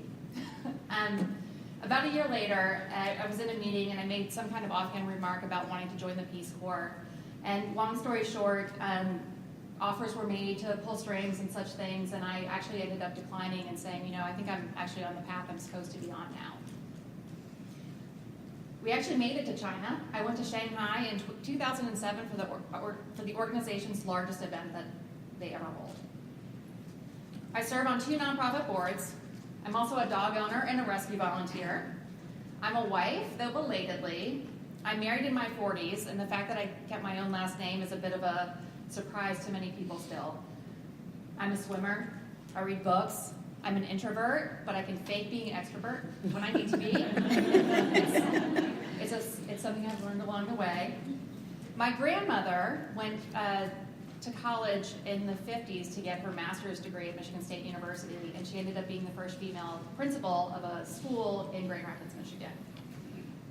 My mother was a pioneer of disability rights on behalf of my brother with autism. I grew up in Northern Virginia outside of Washington, D.C., and my mother had me marching on Washington regularly, and specifically around women's issues. Both of my parents had graduate degrees. They divorced when I was young, so I grew up with a single mom. And we were solidly right in the middle of middle class, the place where you have enough, but you're still living paycheck to paycheck. I did have access to one of the best school systems in the country, though. And I know I benefited from that, and the fact that my parents valued me and my education. By nature of living in D.C., I had experiences that many do not get. My senior year in high school, I interned for United States Senator Barbara Mikulski, the longest-serving woman in the history of the United States Congress. Growing up where I did, I also had access to other in many ways. The very, very wealthy, the very poor, the majority in between, white, black, Asian, Hispanic, access to different cultures. My street, we had 3 diplomats living on it. My friend in high school's dad was actually an infamous member of Congress, and that is a story for another day that I will hold. So much of what we do is influenced by all these factors, these moments that are memorable, the big and the little decisions we make each and every day. Where you grow up, what you have access to, what your parents and community value, the kinds of difference you know, and the steps that you personally take towards inclusion. All of these things led me to my current role and inform my perspective. And I know that by virtue of being born where I was, the way I look, and having educated parents opened up many doors to me from the beginning. I also know that this is not the case for so many. I am very lucky to work for an organization that has as its mission economic security for women. So let me tell you a little bit about what we do, just so that we all know the same things. We are what's known as a public foundation. And so what that means is that we raise money just like any charity, nonprofit in the state. We combine resources and then invest those resources in organizations that support women. We also do our own programming, so I'm going to tell you a little bit about each of those things. So we fund across the state of Mississippi to organizations that help women get the degrees or credentials that they need to get to that next level of income. We also support what are considered those non-traditional jobs. We support programs that address our state's high rates of teen pregnancy, and we support programs that focus on the whole family through age-appropriate early childhood development and access to opportunities that women need. We know that access to affordable, quality childcare is critical. We just started funding a project in 2018 to see if we can better link moms who are in community colleges trying to get those 2-year degrees with childcare. We did research several years ago, and it actually showed that it was taking on average 7 years to complete those 2-year degrees, and that is too long. One of those reasons is childcare. So we just thought, let's see if we can fix that. Childcare should not be something that holds a mother back from getting her next level of education. We also know that women need access to health care through things like insurance benefits, as well as access to care and information so that women can plan for their pregnancies. We have one of the highest rates of infant and maternal mortality in this state, and that's something that needs to change. We know that healthy women lead to healthy babies, healthier kids, healthier communities, and long-term, a healthier Mississippi.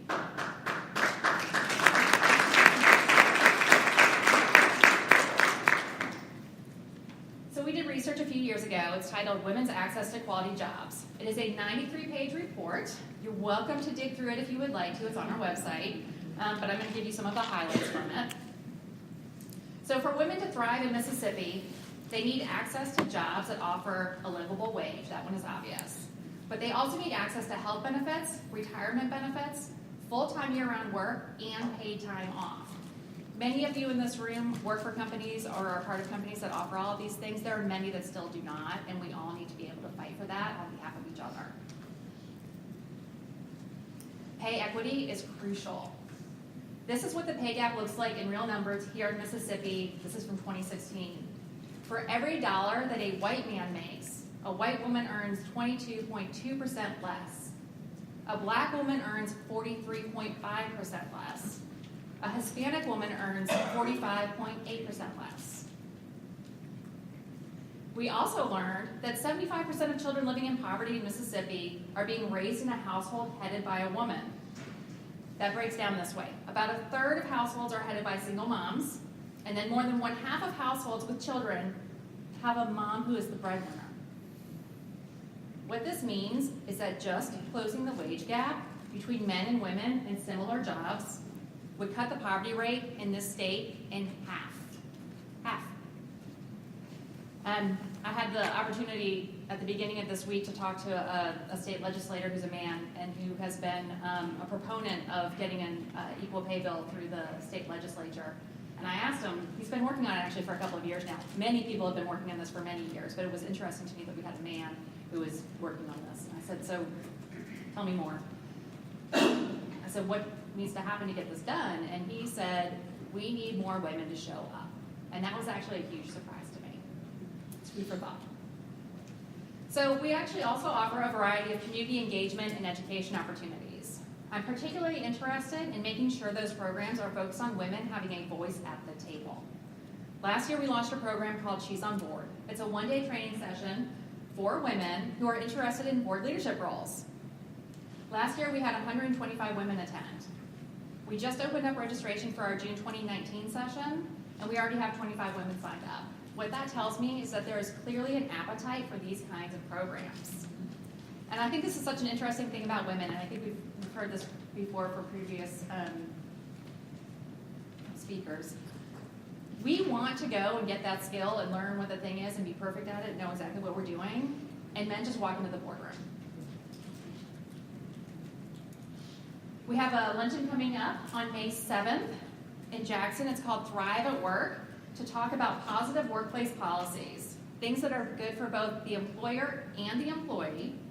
Our hope is to open up a series of dialogues over time that resonate and help women to thrive in the workplace. I'm thrilled that Willie Jones, who you'll be seeing later today, will be joining us for that event, and I am in awe of her, by the way. I might be her biggest fan. I have no idea how she does all of the things that she does every single day. Seriously, I have no idea. She just keeps going. We have an annual event in Honor Women of Vision, and Willie was one of those women in 2018. She offered some great advice. We as women need to understand our influence and claim our power, both individually and as a group. We have the ability to change the world. So let me tell you a little bit about what I'm excited about and hopeful for. The Me Too movement. So I have to confess, I'm not actually that excited about it, but I am. And that's because it's so complicated. My ambivalence is because it's too frustrating that this is something that exists. And second, the second reason is this movement was actually started back in 2006, not in 2017 by Alyssa Milano, but by Tarana Burke, a social activist and community organizer who began using the phrase Me Too on MySpace. Does anyone remember MySpace? As part of a campaign to promote, right? As part of a campaign to promote empowerment through empathy among women of color who have experienced sexual abuse, particularly within underprivileged communities. She said she was inspired to use the phrase after being unable to respond to a 13-year-old girl who confided to her that she had been sexually assaulted. Burke said she later wished she had simply told the girl, Me Too. So when all of this was breaking in 2017, my husband just kind of kept shaking his head, but largely in that very male way of saying, oh, come on, really? No. That? What? It's too much. There's so much of it. So it was at that point I realized I needed to give him some really tangible examples. So I shared with him what I call the broken hug. Those very awkward moments when you just know you've been touched inappropriately, quickly, and in public. He said, no. That happens how? How does that even happen? So I literally showed him. And he still cannot get over it. In the same vein, I shared a story with a male colleague from another organization last year about the comfort level women have with being able to do something as simple as travel for work and stay in a hotel. He looked confused, so I explained. I traveled the world by myself. I've gotten myself in and out of tight spots where I barely even knew the language. I was in New York City in 2003, the day the lights went out on the entire eastern seaboard, and was stranded overnight. I've navigated many situations. The one that is always the trickiest is when you get on the elevator and a man gets on after you, and he's just a little too interested or a little too chatty, and there's something a little too creepy going on, and you just feel it. And you push the number for your floor, and then he wants to get off on your floor. What do? Me? I lose my key, or go, oh, I'm actually on this floor, or whatever, so that I do not have to remain on this elevator with this man, who has technically not done anything, but there's something happening that just doesn't feel right, and I have to figure out how to get out of that situation. So my male colleague was stunned by this. He said, really? I said, yeah. He said, I had no idea. And I said, well, to be fair, you probably would not get the creepy vibe to me, but this happens. So he's vowed he's never going to get on an elevator again with a lone woman. And he's going to keep his distance in parking garages too, by the way. So I said, good for him, and we need more of him. And we also need to tell these stories to men so that they understand, because there are enlightened men out there who want to understand what's happening. I also know that every woman in this room has been harassed in some way. I know it. I also know that the advice we have been giving each other for years is essentially to grin and bear it, especially when it's not that bad. I've given that advice, and I regret it. And it's time for us to embrace what the Me Too movement is really about and why it was started back in 2006. We need to support each other and stand up for each other, and the door is wide open for us to do that.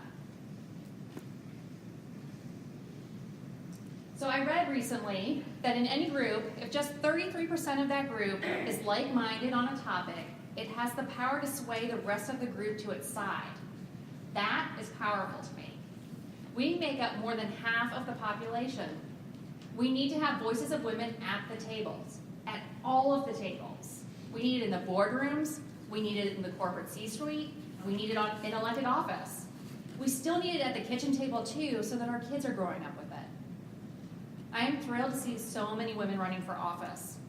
There's a program out of the Stena Center called Ready to Run that our organization has supported. It's a training program to prepare women to run their campaigns.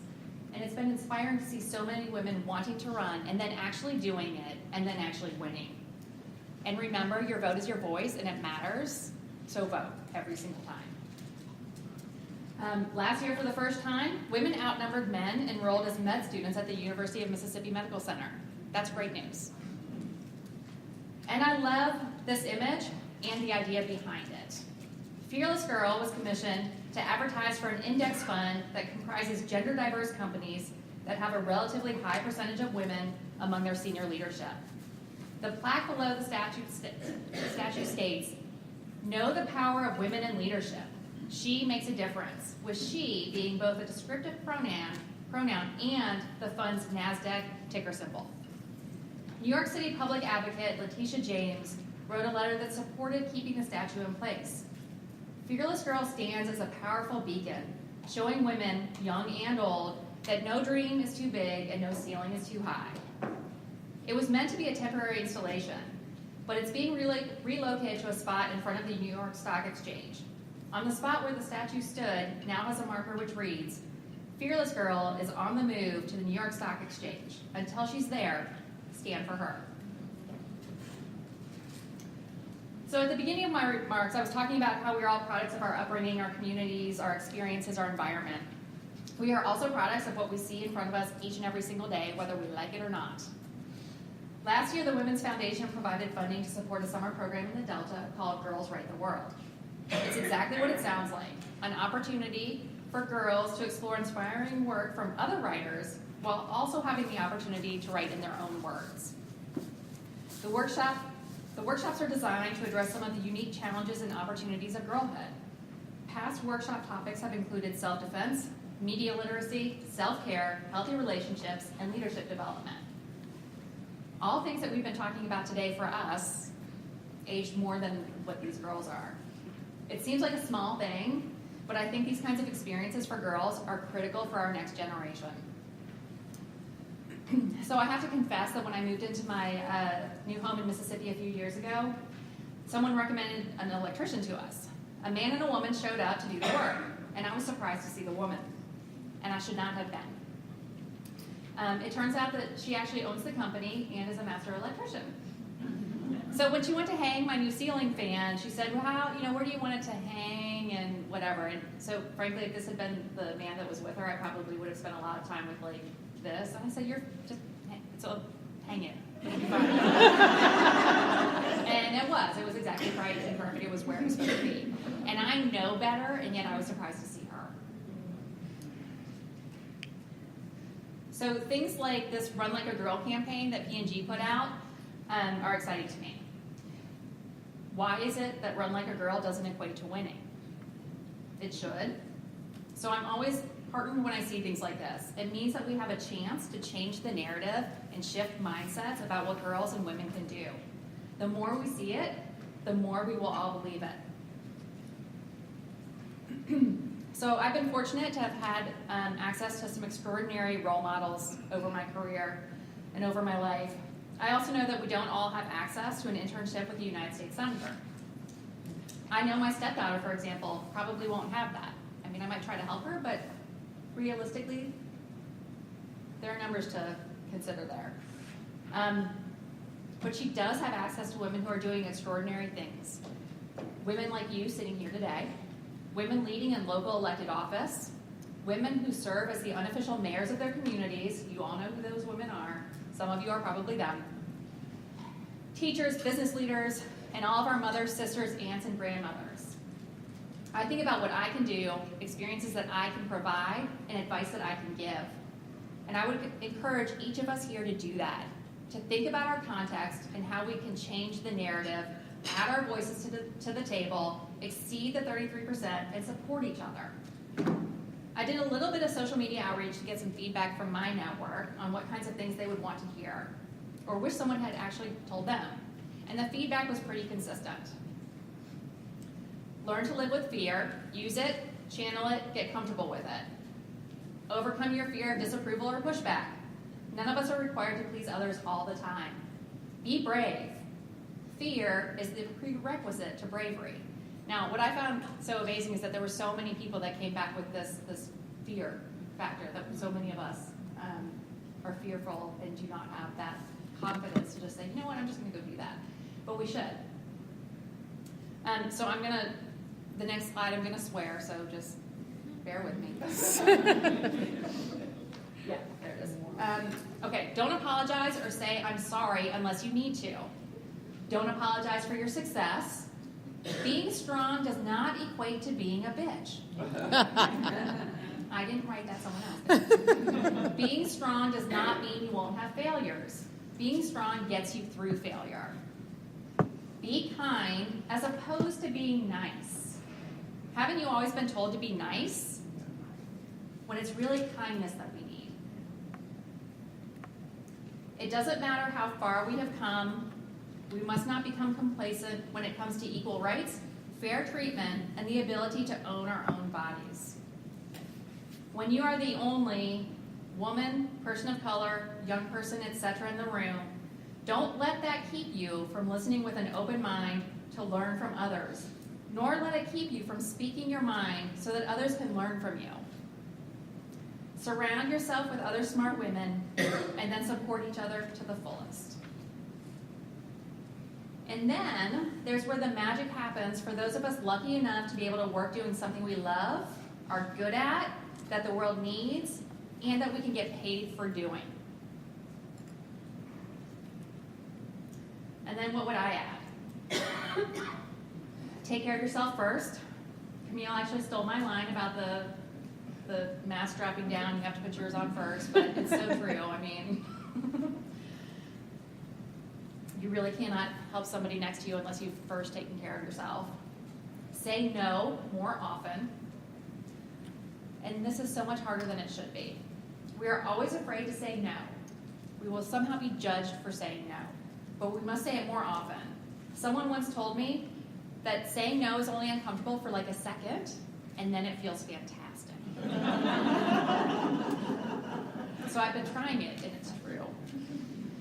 Be the narrative change you want to see in the world. You never know when an offhand remark you make or experience you share might just have a tremendous impact on someone else.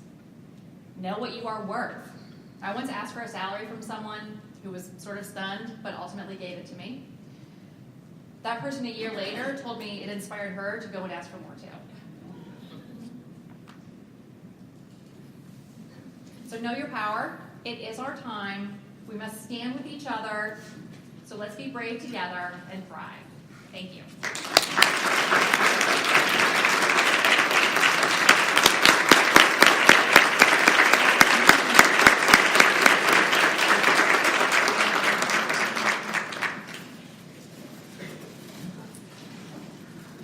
Job well done. Our next presenter that we're bringing to you is Miss Tracy Adams from Renaissance Bank. Let's welcome her.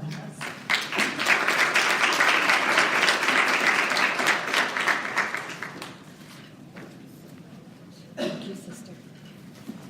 Thank you, thank you, thank you. Today has really been awesome. Would you not agree? Oh, yes. It's been phenomenal. I really want to commend Wesley and his entire team, Ms. Pam and others for putting this together because, you know, it is important that we take time out as women just for ourselves.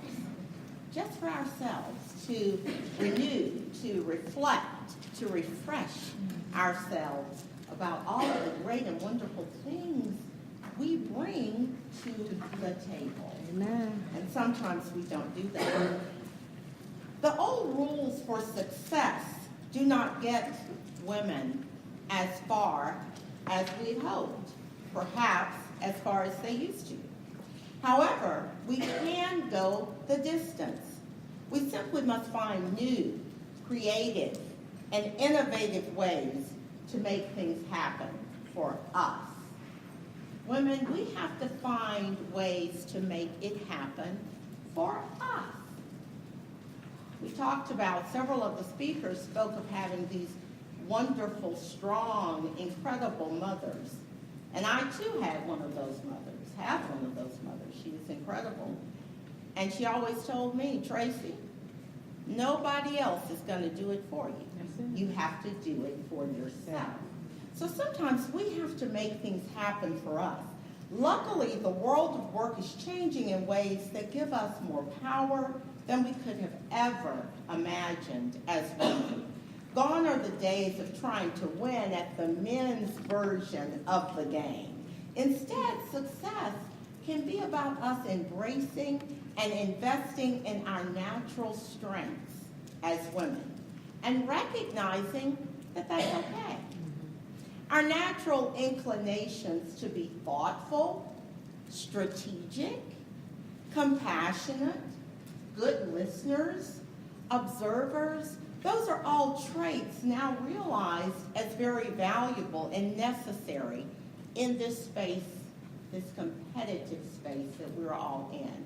How many of you in here are mothers? As a mother, aren't you thoughtful? Aren't you strategic? I'm sure in balancing between 3 children, Camille, you had to be pretty strategic at times with them. Compassionate, good listeners, and observers. Those are all wonderful traits, but society has made us feel as women that those aren't necessarily good traits, that they can be perceived as being weak. Okay? We cannot allow society to tell us that. Those are things that are innate to us as women and we possess. Now, we've heard a lot today from the previous speakers, and they have been absolutely phenomenal. I'm telling you, I've taken a lot of notes. We heard from Rose that we have to set goals and not be deterred by others.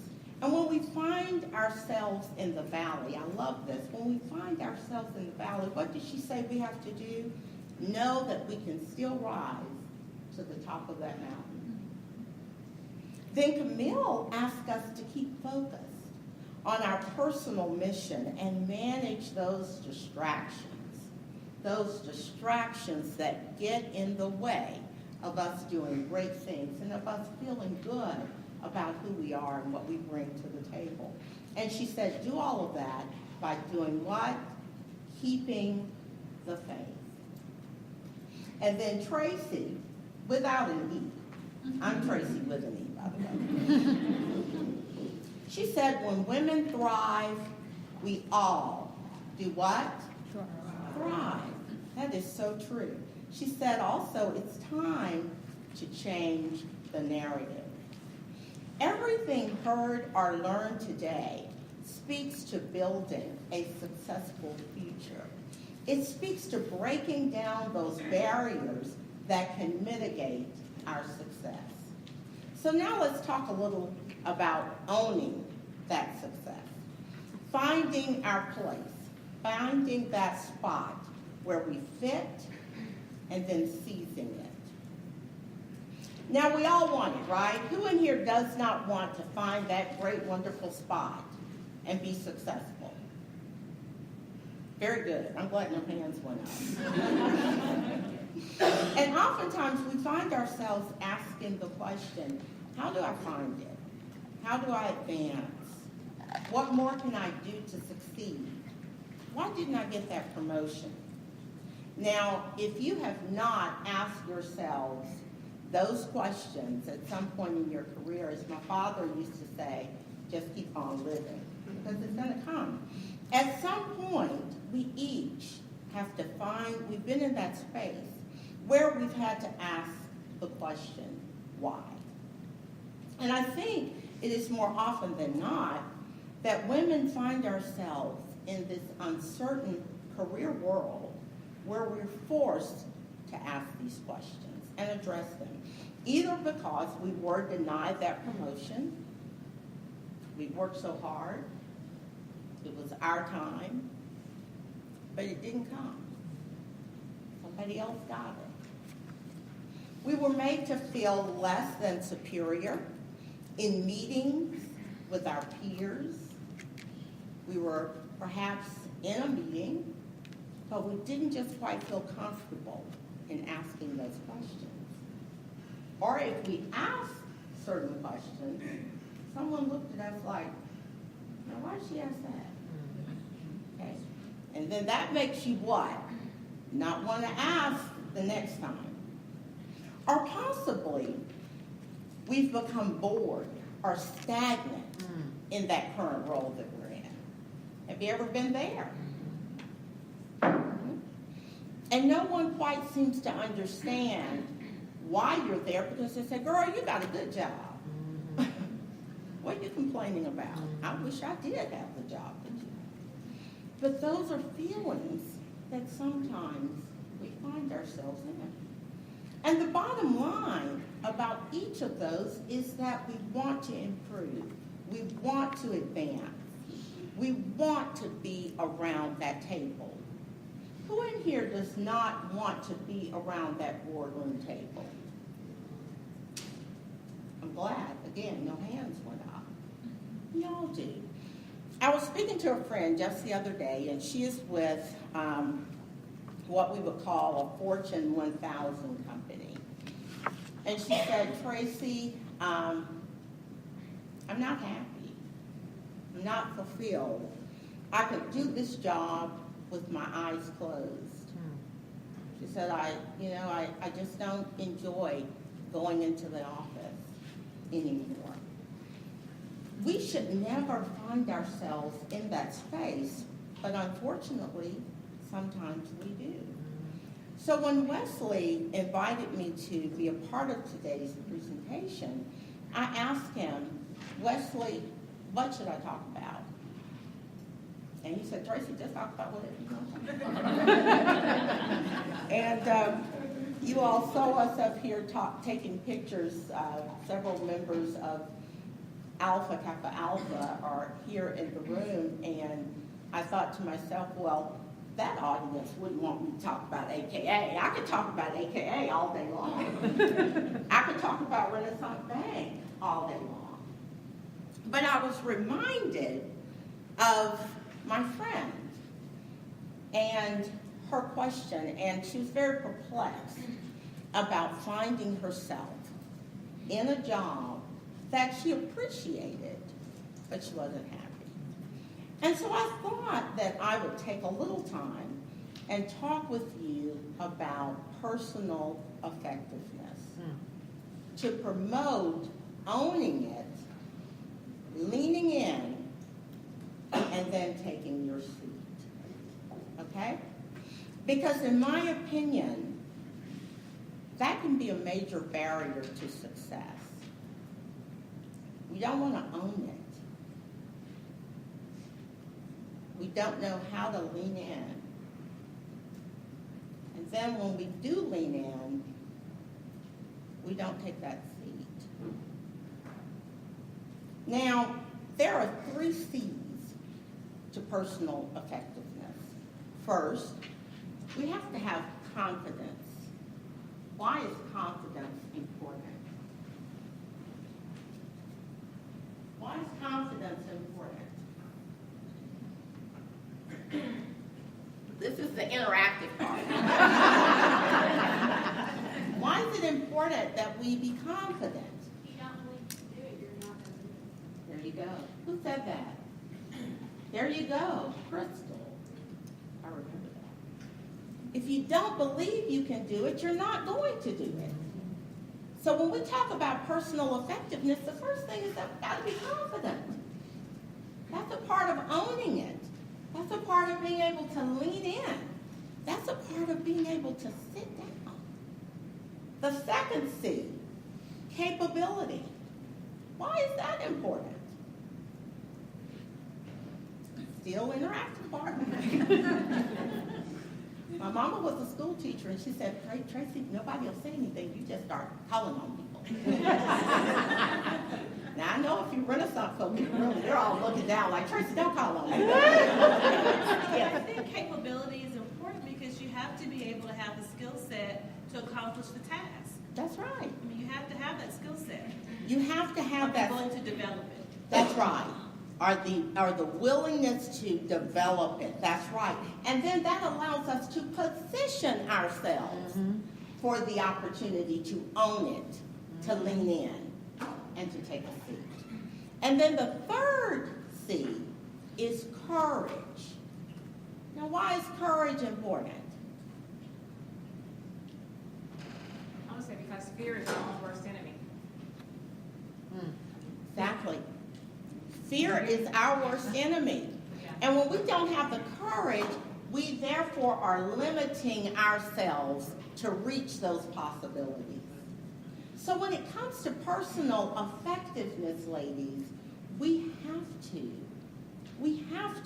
have confidence, demonstrate that confidence. We have to have that capability. And if we don't have it, we are self-aware to know that we don't quite have it, and then we're willing to develop ourselves to get it. And then the courage. Don't be afraid. Now, all of this, in my opinion, is achieved through what I call that personal effectiveness, that perceived significance. So I want to delve into that subject for just a little. In 2013, Sheryl Sandberg, the Chief Operating Officer of Facebook, wrote the highly talked about book, Lean In, Women, Work, and the Will to Lead. How many of you have heard of that book or even have it or read it? Wonderful. It's a great book. It's great. In the book, Ms. Sandberg examines why women's progress in achieving leadership roles have stalled. She explains the root causes for such stagnation and offers compelling and common sense solutions that can empower women to achieve their full potential. Ms. Sandberg uses wit and humor at times to get the point across that we are more often behind the 8 ball. Why more often than not? We're behind the 8 ball in the boardroom. And you have to again ask why. Why is this the case? So Ms. Sandberg says that the why, and then she explains the why, and then she goes on to talk about the what. She says it is good and necessary for us to understand who we are, for us to know who we are, recognize that as a part of us advancing to that next level and having that courage, that confidence, and recognizing that capability. And you know, her study was really important because 30 years after we represent 50% of college graduates, we're still the minority around the board table. We are still the minority around the board table. In the world of finance where I reside, women account for less than 17% of investment bankers and less than 10% of fund managers. We are still generally underpaid, as Tracy shared with us just a moment ago, despite legislative policies, and unfortunately, in some cases, we're undervalued. Ruth Bader Ginsburg, who I personally just think is awesome. They call her the notorious RBG. I think she is incredible, and she is a significant champion of gender equality. And she has been dedicated to this for over 6 decades. And she would say, if she were here today, she would say that part of this disparity between women and other groups is because of the infrastructure we live in. We've all heard the phrase that it's a male-dominated society. Haven't you heard that? And that's one that is not keenly attuned to inclusion and diversity. And that's wrong. That's just simply wrong. As women, we should be entitled to the same social, economic opportunity as our male counterparts. And I don't want us to fall prey to the groupthink that it's okay when we're left behind or when we're not given the same opportunities. Diversity is a good thing. Am I right? It is a good thing because it represents diversity of gender, of culture, and of thought. The key is to recognize that the inclusion of women and people of color is not at the exclusion of men. And I think when we can get that right, the world would be a whole lot better off. We want to say that by including certain groups, it's because we want to exclude others. And that's not the case. And I'm looking at these diversity managers here because they would say, Tracy, you're exactly right.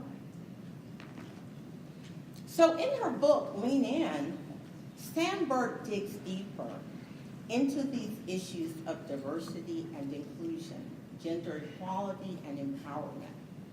She cuts through in her book the layers of ambiguity and bias surrounding the lives of working women and why we find ourselves on the outside so oftentimes looking in.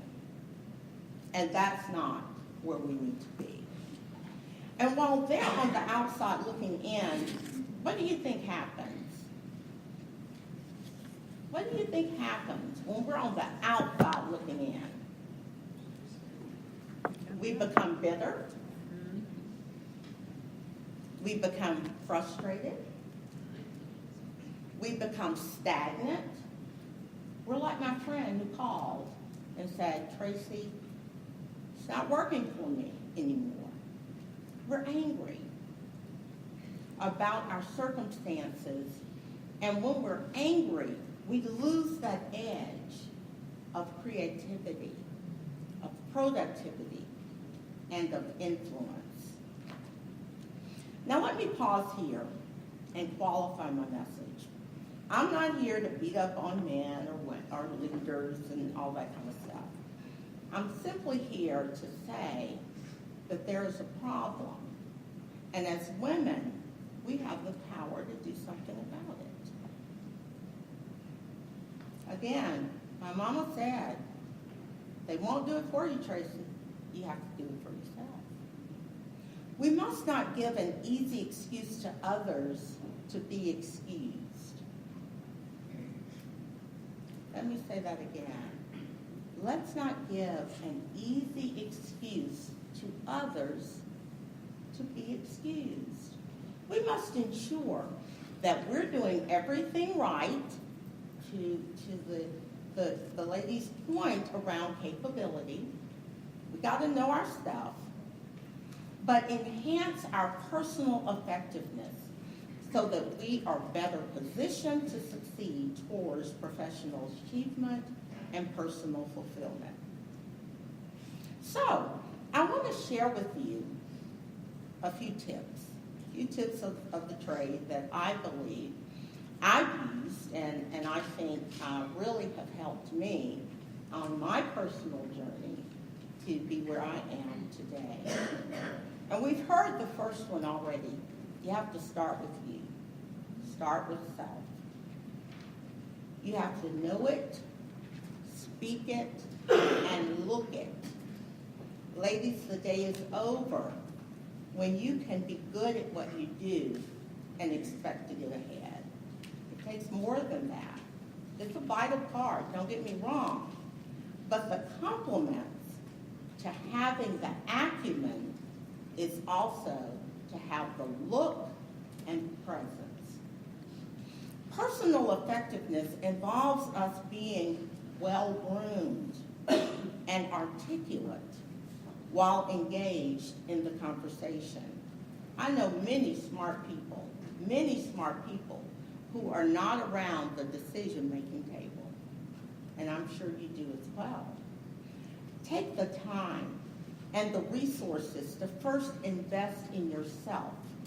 Remember, you must dress for the job you desire, not necessarily the job that you have. And then own it, lean in, and take a seat. Second, improve your likability. Improve your likability. Success and likability are positively correlated for men, but negatively correlated for women. When a man is successful, guess what? His peers oftentimes like him more. But when a woman is successful, both men and women tend to like her a little less. This trade-off between success and likability creates a difficult space for women. If a woman is competent, articulate, and well-positioned, she does not seem nice enough. Yeah, getting some interaction here. Yeah. People assume that she must be, and no offense, Pam, boss lady, but they assume that she must be bossy and blunt in order to have gotten to the top level.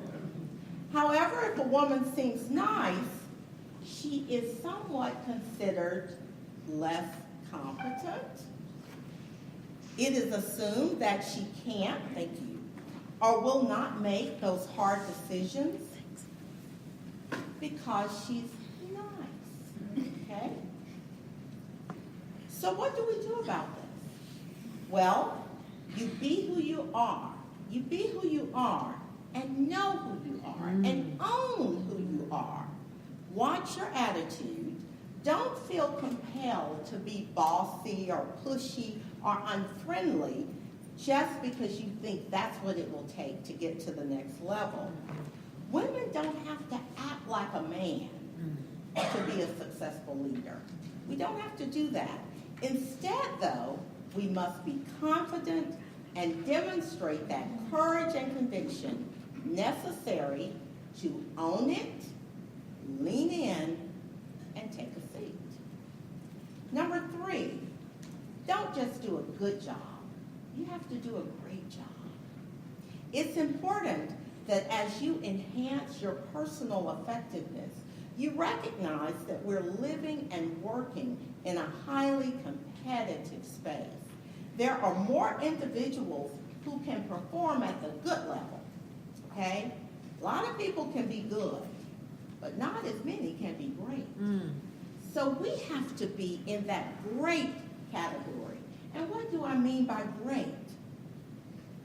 Deliver goal-oriented results. That's that G. Execute, E. Execute superbly in order to A, achieve, T, tremendous reward. Deliver goal-oriented results, execute superbly in order to achieve tremendous rewards. That's being great. That's when we own it. That's when we lean in, and that's when we take a seat. To set yourself apart from others is not only being a good leader, we have to be a great leader. Number 4, and I think one of our earlier speakers spoke about this, take credit for your success. Take credit for your success. Women and men ascribe their success in different things. Men typically attribute success to those innate qualities and skills, while women often attribute success to working hard, getting lucky, help from others, and that is so very admirable. You should acknowledge and recognize the team that worked with you to succeed. That's very, very important. But also accept credit for the level of contribution you gave to that team. Have you ever attempted to compliment an individual and they would say something like, well, it was a team effort. I couldn't have done it alone. Well, that's likely very true. That's likely very true. But say thank you for the contribution you made as well. Thank you. I appreciate that. As a team, we did work very hard. Okay? Another example. I'm proud of what we accomplished. You see the difference? Take credit for what you're doing as a part of that team. There is absolutely nothing at all wrong with that. Because women sometimes receive less credit and give themselves less credit. Their confidence, it demonstrates that their confidence isn't quite there. As a result, they are less likely to put themselves forward for promotions and those stretch assignments. It's important that we take those stretch assignments, ladies, and have the confidence to know, I can do this. If he can do it, I can do it as well. To improve upon your personal effectiveness, you must demonstrate positive confidence and take credit. Don't limit yourself. Own it. Lean in and take a seat. Number 5, get the most out of meetings. How many in here hates meetings? Oh, if you didn't raise your hand, you're just not telling the truth. Compared to men, women tend to, though when they go to meetings, we tend as women to talk less in meetings, not as engaged in the conversation, thus having less overall influence. And this kind of starts in school, where girls get less airtime and are interrupted more.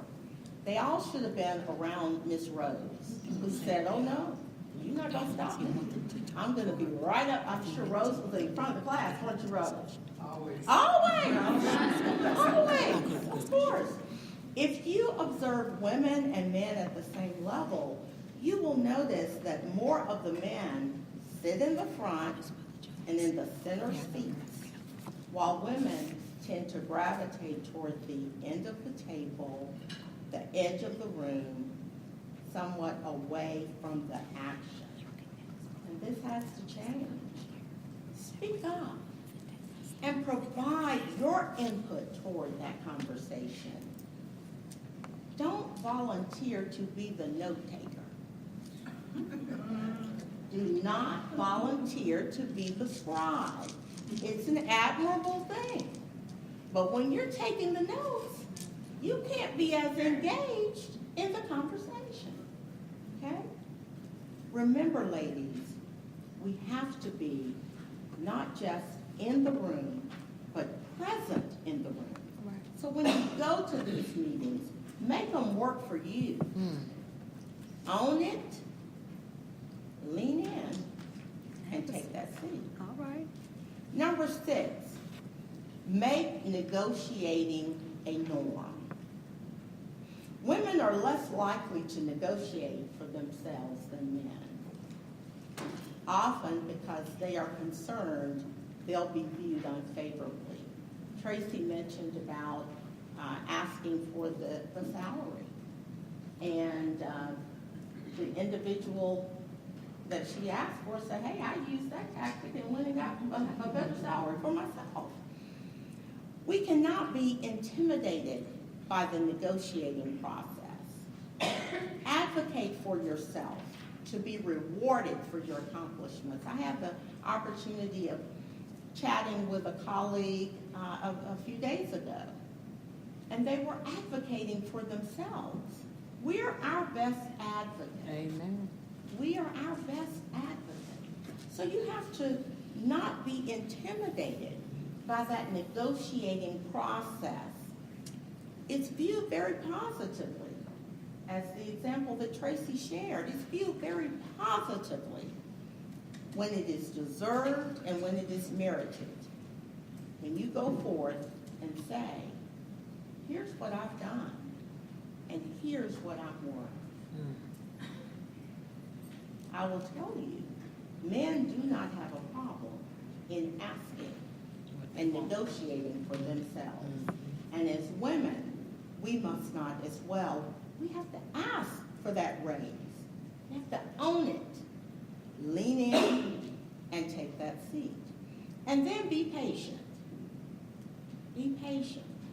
It may not happen just when you want it to, but I grew up in the missionary church as well. We used to sing a song, it's always on time. and it is. And then my last tip, find a mentor. Mentorship and sponsorship are key drivers for success.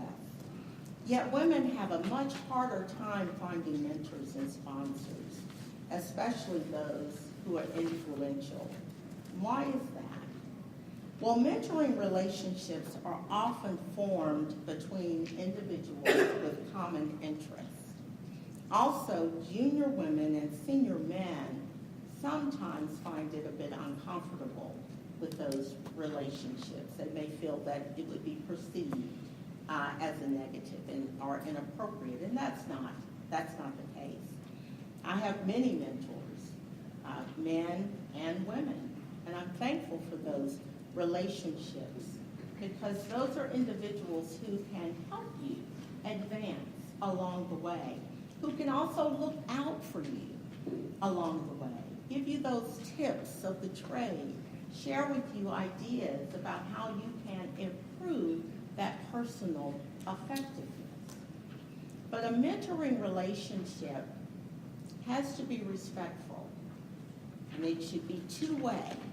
It's not just about you taking, it's also about what you're giving to that mentor, to that individual. It's about you owning it. Prior to joining you today, I attended an executive series with other executives from all various markets in order to build relationships more effectively. And recently, I served as a mentor for this mentoring blitz that was held in my city. And through that engagement, just a few weeks ago, I've met two wonderful, dynamic leaders who asked me to be their mentor And I've agreed to do that, but just in the few dialogues that we've had since then, guess what? I'm getting more out of it than I think they are. Because number one is really good with all this social media stuff and this technology. And so she's mentoring me on that. I ain't that good with all of that. So mentors are good, sponsors are good, but be respectful of those relationships. Be respectful. So those are the 7 tips. Number 1, improve yourself. Look the part and speak the part. Number 2, be likable and authentic. Number 3, do a great job, not just a good job. Number 4, take credit. Take credit for your hard work. Number 5, actively participate in meetings. Number 6, negotiate for what you want. And 7, find a mentor. Now, will this get you to the top? Who knows? Who knows? The point is that we must take control of our destiny. No one else, again, can do it for us. It's imperative that we prepare ourselves for success. Individuals will not follow just anyone. They want to follow a leader. They will follow individuals who work hard, individuals who are willing to take those measured risks, and individuals who have mentors and support systems that offer constant opportunity for improvement. These are the type leaders that people easily follow, and those type leaders who will not just lean in, who will not just own it, but they're going to take a seat and they're going to sit down. I believe